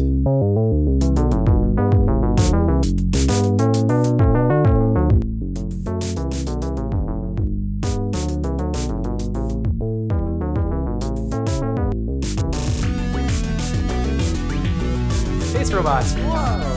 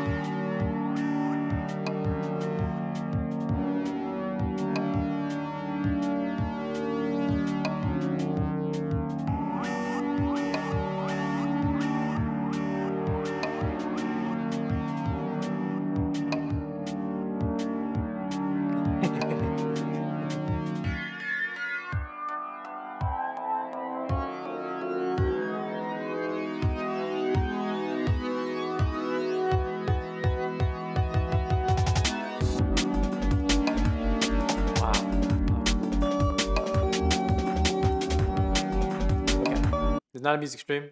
This is a stream about, well, I'm not entirely sure. We're just getting updates from Leo, so we're going to continue with those updates from Leo. Hey, Leo, where did we leave off? I don't remember. What's up? The realities, the pragmatics of running a business, of satisfying your customers and paying the bills and making sure you're making a profit so your business doesn't, go into bankruptcy. These are all, life is composed of both of these things at the same time, and they have to be very meticulously, exquisitely balanced. True. To really have the great life.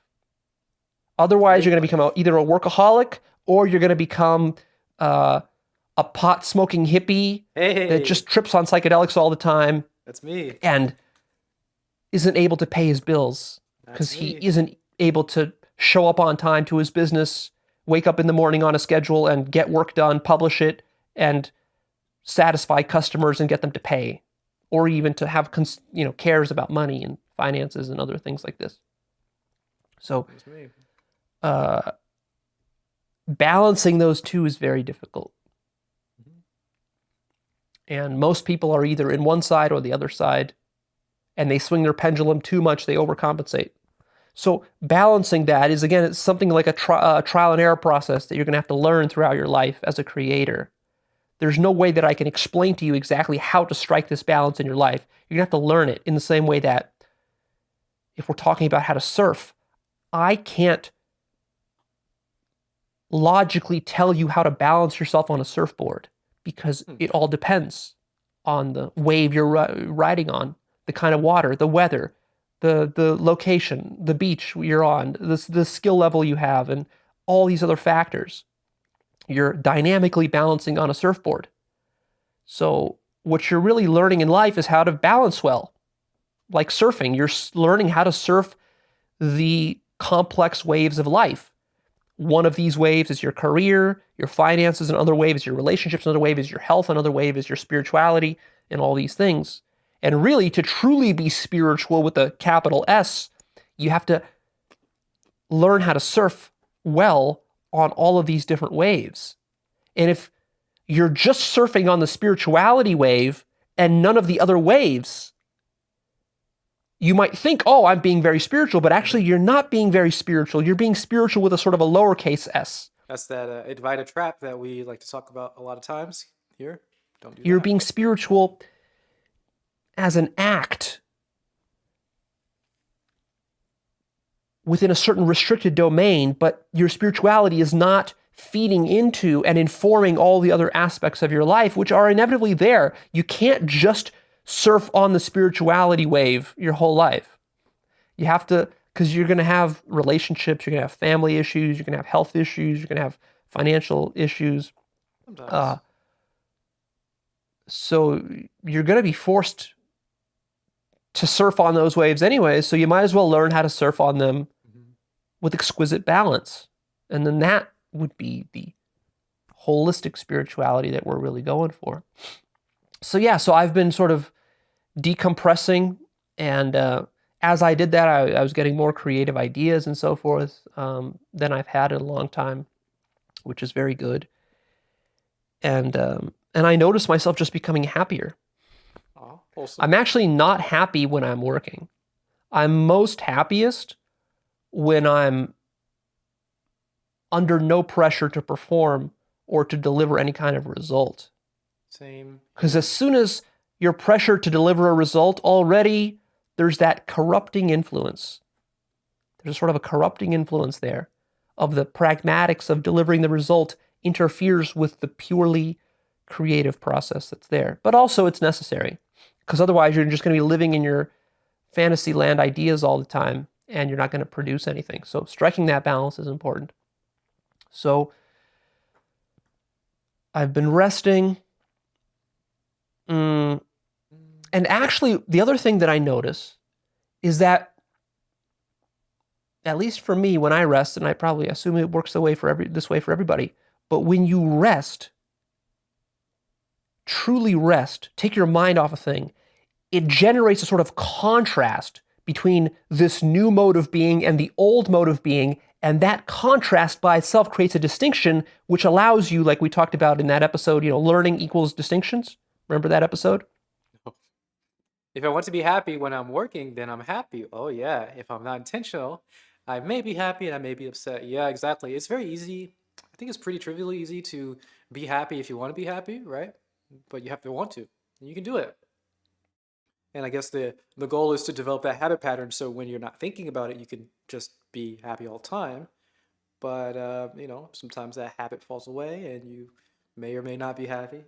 But yeah, that's important to recognize that you can be happy under any circumstances, and you probably want to try to be happy. If you think working is valuable, then just do it. Be happy while you're working.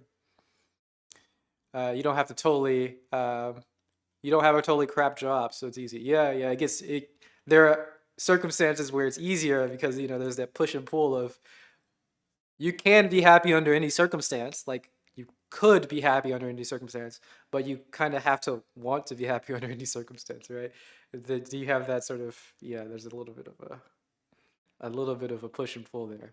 It's hard to practice if you don't. Sometimes you don't want to be happy. You want things to change, and that's a problem. Important episode. So there I taught you the technique of deliberately amplifying distinctions such that you learn faster and deeper. And that's actually what happens with rest. Interesting. So what do I mean by this? Let me give you a concrete example. Let's say that you are learning how to program.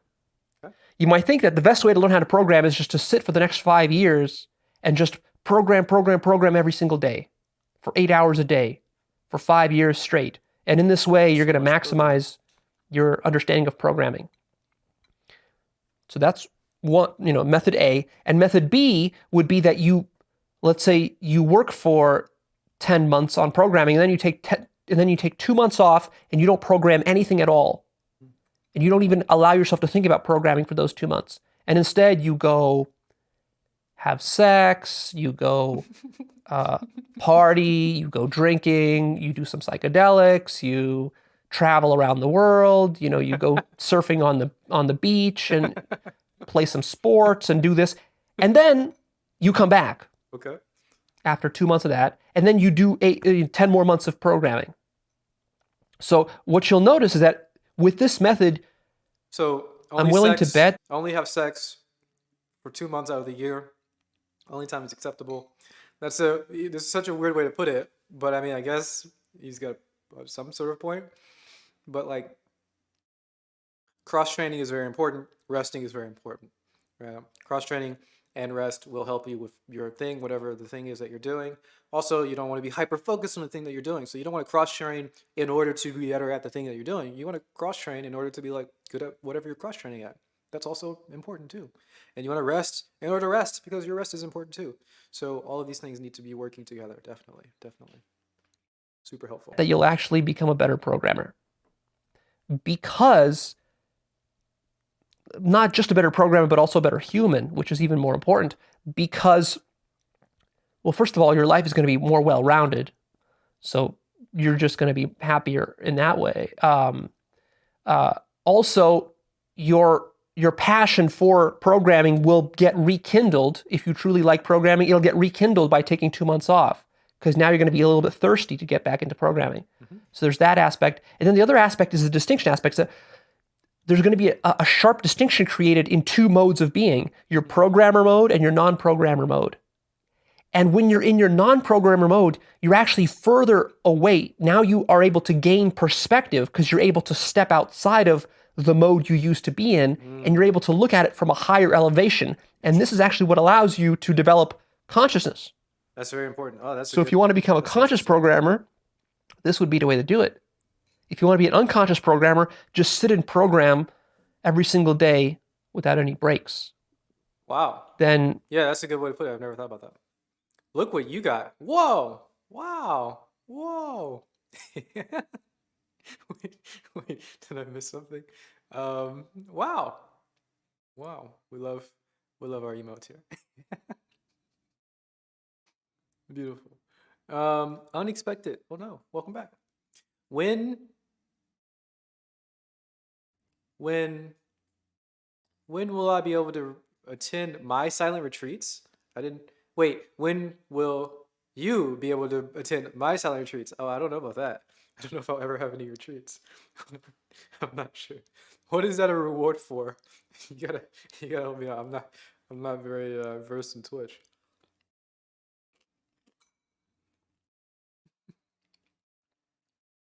What the heck is that emote a reward for? Wow, how cool. You might be a decent programmer, but you won't be a world-class programmer. You won't be as creative and as innovative as you would be if you were taking these breaks, because these breaks allow you to self-reflect by stepping outside of the mode that you were in, seeing the limitations of that way of being. See, Oh, points. Nice. the thing we have, the human mind, Just pee in your mouth.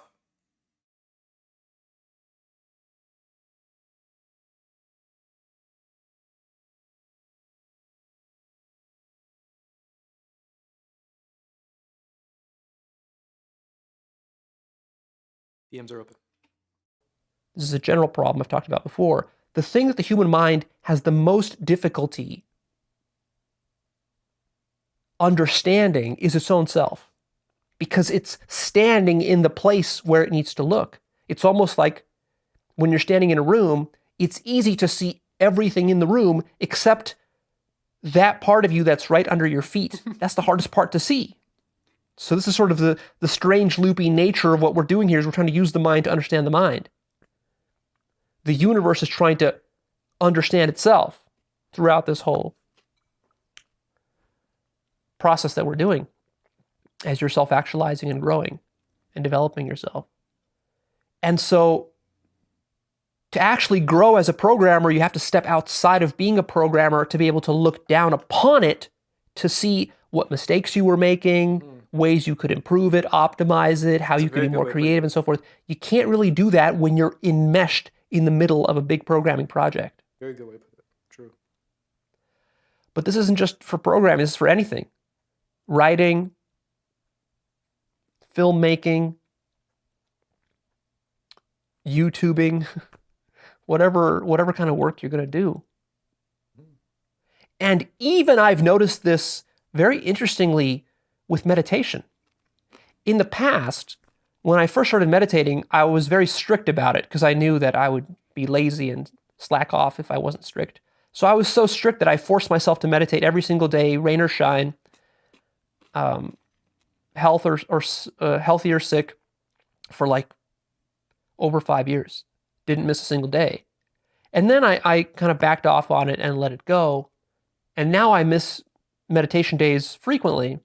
Interesting. And what I've actually noticed, you might say, well, then so you're not a good meditator now as you used to be. But actually, not quite.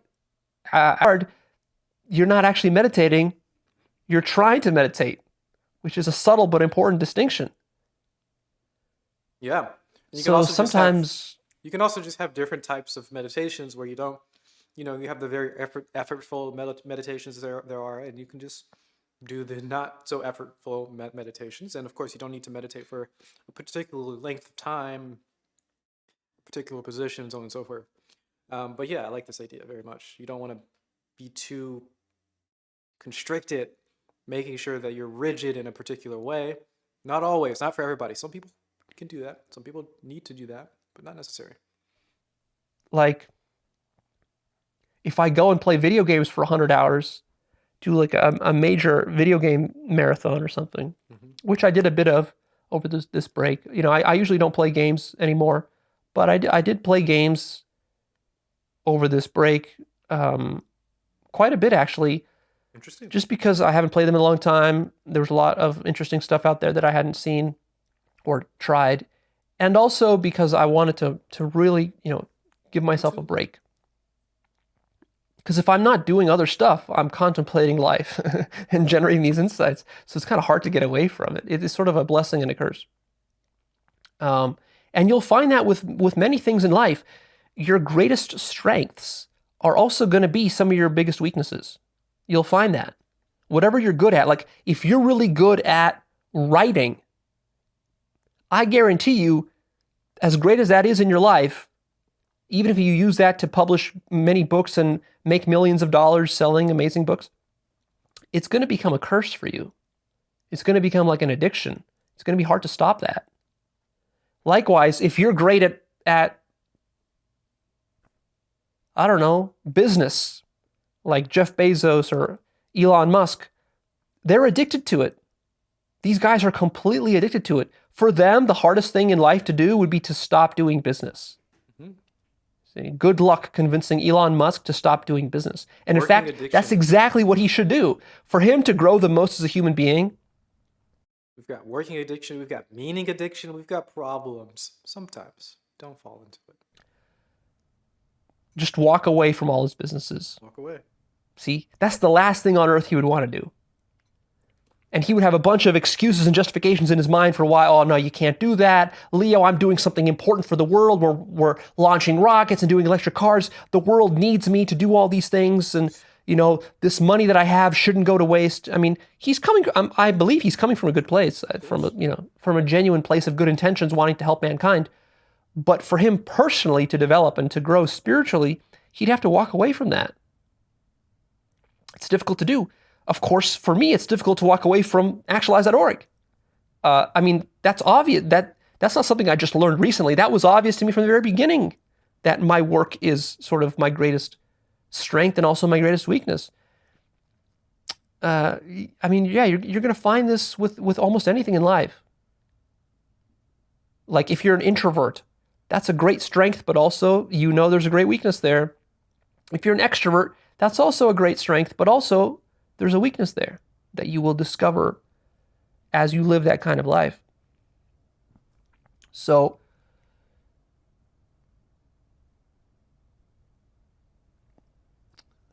that episode about learning equals making distinctions, that's a hugely important episode that I think most people still haven't really, even if they watched it, they haven't understood the depth of it. To really grow yourself as a human, what you need is consciousness at a sort of existential, metaphysical, epistemic level. It Love and needs blessings. contrast to learn. You can't learn without contrast. Thanks for stopping by, man. I really appreciate it. Please enjoy your work. Please have a good time. Be back. I'll be back on Wednesday. So if you understand that principle, you can actually structure your life to increase the amount of contrast, which will increase the amount of learning you get. See, that's why this kind of cyclical way of working can be beneficial. So that's in terms of my rest. The other thing that I've been grappling with is my health. I released an episode last summer, in the summer of 2020. I released an episode that explained some of the big health challenges that I've been dealing with. I won't re-explain all of that. I'm going to now do a sort of a part 2 to that one. And I'm going to update you on my health situation because a lot has come to light for me. So in that episode, I basically talked about how much I struggled with digestion problems that started for me in January 2020, and I've been dealing with that now for a whole year. It's been very problematic for me. It's been crippling my ability to do work. It's been making me very exhausted. It's been very painful. Basically turning 2020 into the most painful year of my life. Like I've suffered more in 2020 than probably all the other years of my life combined because of this weird stomach issue that I had. So now I want to explain to you what I learned about my issues and various treatments that I've tried and what's going on now. So I've still been grappling with it since the summer, and I'm still grappling it with it today. The difference is that throughout all this time, I've been trying to diagnose and troubleshoot the problem. So it's not like I was just sitting around and just suffering. Every single day, I was basically looking for new solutions. I've gone through so many solutions. It would take an hour just to list them all. A crazy number of solutions that range the whole gamut of different modalities, from traditional doctors to alternative medicines to weird, quacky, wacky, woo-woo stuff that you would not even believe exists out there. I've tried it all in the hopes of resolving this problem. And this is another thing that I talked about in one of my blog episodes, an important one that many of you have not watched, is the requisite variety one. So what I'm demonstrating to you here is the requisite variety that's going into healing myself. right? So most people, when they have a problem, they get stuck in their problem because their requisite variety is too low. This is a concept from neuro-linguistic programming, I think. No. Yeah, it's a part of NLP, but it comes earlier than that from cybernetics. This concept of to solve a problem that's complex and creative, you got to be more creative than that problem. It's pretty simple. So most people, the mistake they make is that when they get a problem, they're not very creative about their solutions. Their solutions are very narrow. They're not robust. They're not widespread. They're not engaging the lateral thinking enough. And so they try a couple of things and then they resign themselves. They become a victim. Like maybe they go to a doctor here or there. They try a few supplements and then that's it. And they say, well, that's it. I can't fix it. I'm going to have this forever. And they get stuck and then they get depressed. They get suicidal and blah, blah, blah, blah, blah. And their whole life turns to shit. So to avoid that, you got to exhibit and practice ridiculous degrees of creative, of requisite variety, which means you got to try a lot of different stuff. So that's what I've been doing.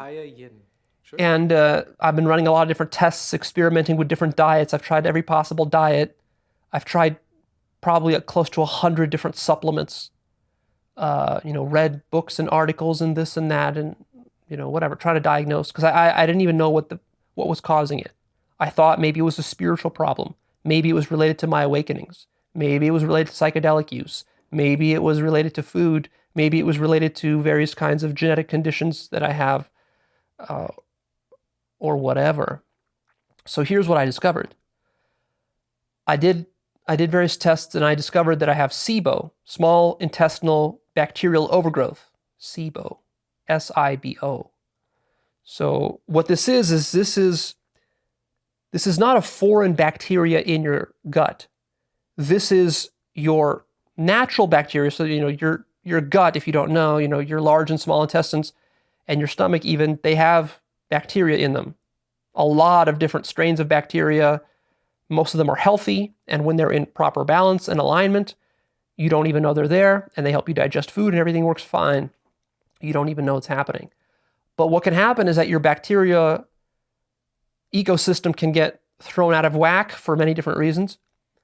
And when that happens, you can get some very serious problems. You can get leaky gut, where the lining of your intestine gets perforated and then the nutrients, they leak into and actually damage the tissues, that your intestines become inflamed. And then if this goes untreated, it can lead to all sorts of serious problems in the future. Not to mention that it's very painful. It restricts what you can eat. You get bloating, you get potentially diarrhea or constipation, or all these other things. I don't have all these symptoms, but I have some of them. And I've been kind of mostly dealing with intestinal pain, which is one of the worst pains you can get is intestinal pain. And trying to find which foods work and what exactly was going on. So I had to do a bunch of tests to try to figure it out. Spent thousands of dollars doing tests that revealed nothing until this one test revealed that I have SIBO. So I know that for sure now. So that's very good because that helps now with how to solve it. The problem is that this SIBO stuff, it has a lot of potential causes to it, and that it's not just merely a function as you might think of eating the wrong foods. I eat pretty good. I cook all my own food lately. I don't really eat junk food. Very good. I buy high quality food. Very good. I don't overeat food. I eat in moderation, so forth. Very good. So the problem wasn't What that happened? I was eating bad food. And the problem wasn't that I have food poisoning or have a pathogen in my system. That's not the problem. The problem is that a lot of times SIBO is actually caused by autoimmune conditions, which I have. I have a Hashimoto's thyroid autoimmune condition, which means that my immune system is attacking my thyroid gland. It sort of runs genetically in my family. My mom has something similar to that. And so these autoimmune conditions, there's many of them, can be very problematic and difficult to treat. So to really treat it, what you have to do is you have to find the trigger for the autoimmune condition. And that can be all sorts of things from heavy metal toxicity to improper diet to mold exposure and, being very overstressed and other things like that. So, I've been dealing with the thyroid problem for 10 years now, before I even started actualize.org. Before I did any psychedelics. And my thyroid condition was getting worse because I didn't really find any solutions for it. And so now it seems like the autoimmunity also now has moved to my intestines and has disturbed the healthy balance of the bacteria ecosystem in the intestines, and has, progressed even worse. So now I've been trying various. The problem with eating plants, you think? What? Goy Trojans. Oh, interesting. Well, maybe well, there's nowhere to comment. Okay, well, I don't know. That sounds interesting. Over the last 2 months, I've been trying various kinds of treatment protocols for eliminating the SIBO. And the SIBO, sometimes it's easy to eliminate, but other times it can be very stubborn. You can eliminate it and then it comes back a few months later. And so I've been experimenting with all sorts of different supplements and medicines to eliminate this stuff. I mean, like I took an antibiotic back in the summer, but it didn't help. I've taken a bunch of different natural, organic, sort of herbal antibiotics and antibacterial supplements, and they haven't worked. So I have a particularly bad strain of it. And I've also been going to various kind of different doctors, looking for doctors. Just finding a good doctor to work with you is difficult enough as it is. I had to go through like 4 different doctors to find one finally that understood my condition, because many doctors won't even recognize this as a legitimate condition, even though it is, because, they're in that sort of materialistic Western dogma of Western medicine. So anyways, I finally found a good doctor. We kind of came up with a plan of what we're going to do, tried different ways of kind of killing the SIBO. And it's a long-term process. It's not something you just do in 1 week. You have to, basically, it takes weeks and months to properly eliminate it. And then you have to maintain a certain strict diet and other sort of supplements to reheal the gut. That takes time. It can take 3 to 6 months to reheal a leaky gut. And then you have to slowly reintroduce foods back into your diet. So there's a lot of technical nuance that I don't want to get bogged down in here. But I just want to update you where I'm at. Because, people are speculating. Anytime you tell people about a health problem you have, they start to speculate like, oh, is it because of the drugs? Is it because of the meditation and the enlightenment? Is it because of is it because, you're a bad person? Is it because of whatever? God is punishing you. And people start coming up with all sorts of wacky ideas about what it can be. And it's kind of tragic that, when you have an idea, when you're doing something unique, people only point to the unique thing as opposed to actually paying attention to what's going on, right? As opposed to just looking at the symptoms and the problem and different problems and stuff. Just because he also takes drugs, they say, well, it must be the drugs. Right? It's the same thing that people do when they look at, it's a common sort of thing, right? It's a common sort of thing. If you look at a relationship that fails and it's like, oh, this relationship is unique because they're poly. It must have been because they're poly that it failed. It's kind of like a ridiculous thing, dismissing any of the important aspects just by looking at the unique aspects. Very strange. Just because he's doing drugs doesn't mean that the drugs are the cause, or meditation doesn't mean the meditation's the cause. Strange. Be careful about that, because if you get a health condition, you might start to go down that road. I've been there. You start to question yourself, like, what did I do wrong to deserve this? And sometimes you did nothing wrong. Sometimes it's not because you were eating bad food. It's not because you were irresponsible. Sometimes you just got shitty genetics. Sometimes you're living in a city that's full of toxic chemicals or whatever that you don't even know, and you breathe it in when you're walking around outdoors or whatever, right? Exactly. Stuff that you can't really control very well. Exactly. And you can't really foresee. Sometimes you're not doing anything wrong.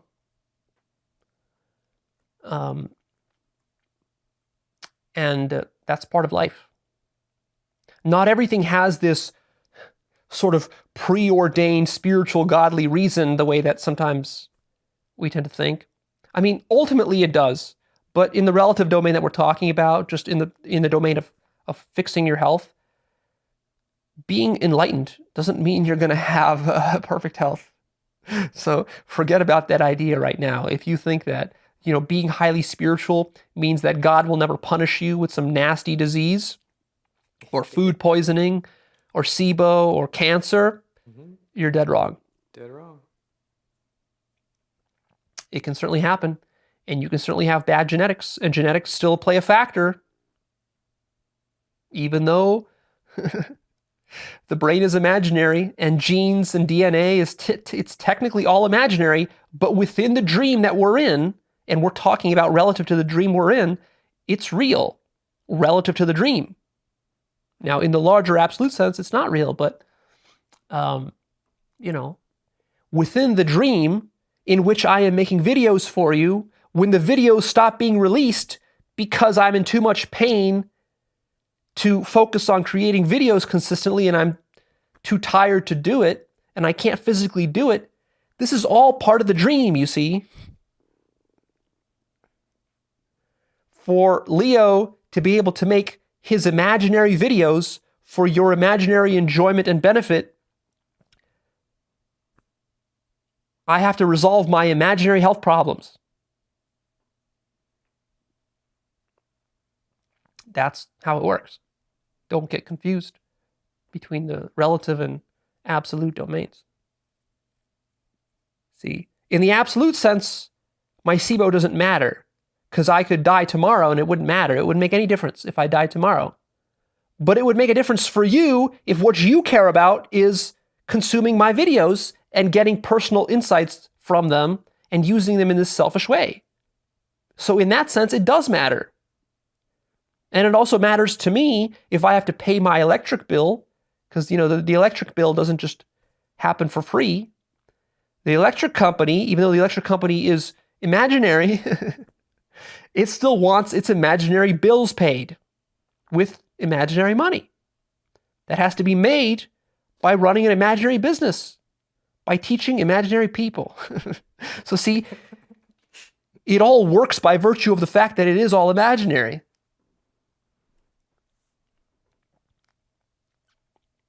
So anyways, back to the healing. So I am optimistic that now that I have my diagnosis, I at least know what the problem is. Because the worst part is when you have a disease and you don't know what it is. Sure. That's the worst. Uncertainty kind of sucks. Once you can clearly identify what it is and what's causing it, at least within a certain domain range, that's a huge relief, even though you haven't solved it yet. Because before you know what you have, you can get so depressed and so pessimistic about your prospects, you can even get suicidal. And I've had so much pain over the last year that sometimes I have been suicidal. Not in the sense that I was about to kill myself, but I was having thoughts like, man, if I have to live this way for the rest of my life, if I can't find a cure for this condition, like I don't know how much longer, I don't know how many years, maybe for a few years I can struggle through it, but I can't do it, for the rest of my life. It makes life way too miserable. But the thing that kept me going is the optimism that SIBO makes his life miserable, so much so that he wants to stop it. Hmm.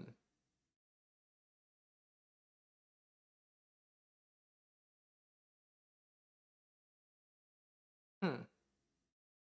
Hmm. Hmm. Hmm. Hasn't he been practicing, like, feeling the infinite love of all sensations in the entire universe? Wonder if that is a difficult habit to build or something. I thought he was pretty good at that. Maybe he can keep working on that, or maybe he thinks it's completely hopeless. Well, I guess he's fine now. He's got a little bit of optimism, but that seems a little strange. by troubleshooting and trying all these different modalities and possibilities and supplements and medicines and things, that eventually I'd find a solution. And so that's looking more promising now. I'm going to be taking a course of a very special, expensive antibiotic for the next 2 weeks that is supposed to help eliminate it. It's a specific antibiotic that only targets the intestines and not the rest of the body. It's like ridiculously overpriced. It costs like $3,000 for a single bottle of this antibiotic. So I'm gonna be testing that out and then following a certain protocol that I planned out with my doctor to fix this. And hopefully that does it. And if it doesn't, well, then I'll troubleshoot some more. See, I'm not going to stop at that. That's where the requisite variety idea comes in. With the requisite variety, you got to be more clever and have more variety than your condition. See, the condition I have, the bacteria in there, whatever, the autoimmune disorder, it's only so clever. It only has so many degrees of freedom as to how it can adapt to various things that are thrown at it. And if I just throw enough things at it, there's a good likelihood that I'll be able to defeat it simply by outwitting it through sheer creativity. And this, in a nutshell, is how you solve every important problem in life. So maybe you are getting some good advice here today, and not just me, complaining about my own problems. Is that, of course, it's all connected. What's good? Do I believe in the idea of charging crystals? Depends on what you mean by that. Certainly, you can. Let's just think about this for a slight moment. I think that you can charge. Well, let's not get too.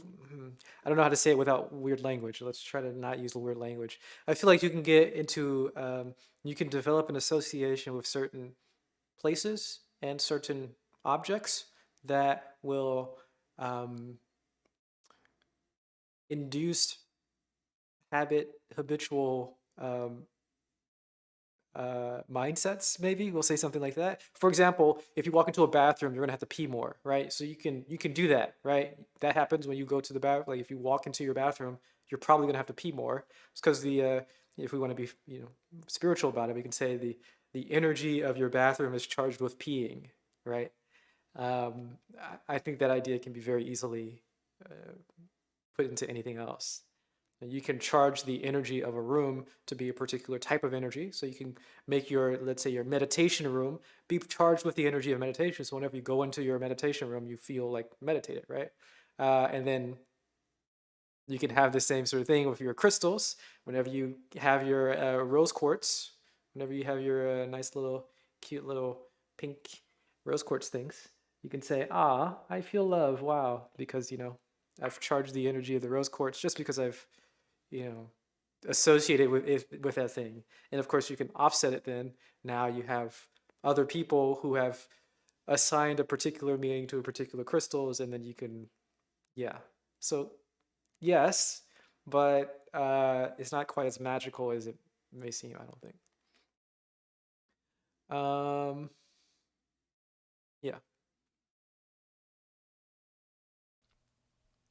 Basically, the solution to every problem is the same at the meta level. The solution is to be more creative than your problem. Whether you're launching a rocket into space, when you launch a rocket into space, that's a very creative problem. That problem has so many degrees of freedom, so many ways in which it can go wrong. There are so many different ways a rocket could fail, 1 million ways a rocket could fail, probably even more. That's why launching rockets is so difficult, and why you see them blowing up all the time. All the time, not all the time, sometimes, yes. So how does mankind solve that problem? Basically, every rocketry problem can be solved. There's no such thing as an insolvable rocketry problem. It's just a matter of throwing enough resources at it, and by that what we mean is putting enough creative, intelligent minds on the problem that eventually they, through trial and error, they find a solution. They throw so many solutions at the problem that eventually success becomes inevitable and failure becomes impossible. That's the attitude you got to take with your whole life, especially with the very important problems. If you have a little problem in your life, you don't need to go, so crazy overboard with the troubleshooting and the creative requisite variety. But if you got a serious problem, like you got a health condition, some of you guys have ADD, ADHD, Some of you guys have autism. Some of you guys have autoimmune conditions. Some of you guys, have Hashimoto's. Some of you guys were born into poverty or have abusive parents or are in an abusive marriage or relationship, or, these are deep problems. You could be in some deep financial problems. Maybe you have a lot of debt. That's a deep problem, which is going to ruin your whole life unless you deal with it. True. And a lot of times what people do is they just try to sweep that problem under the rug, not think about it, or distract themselves with other stuff Pretty. to avoid really tackling the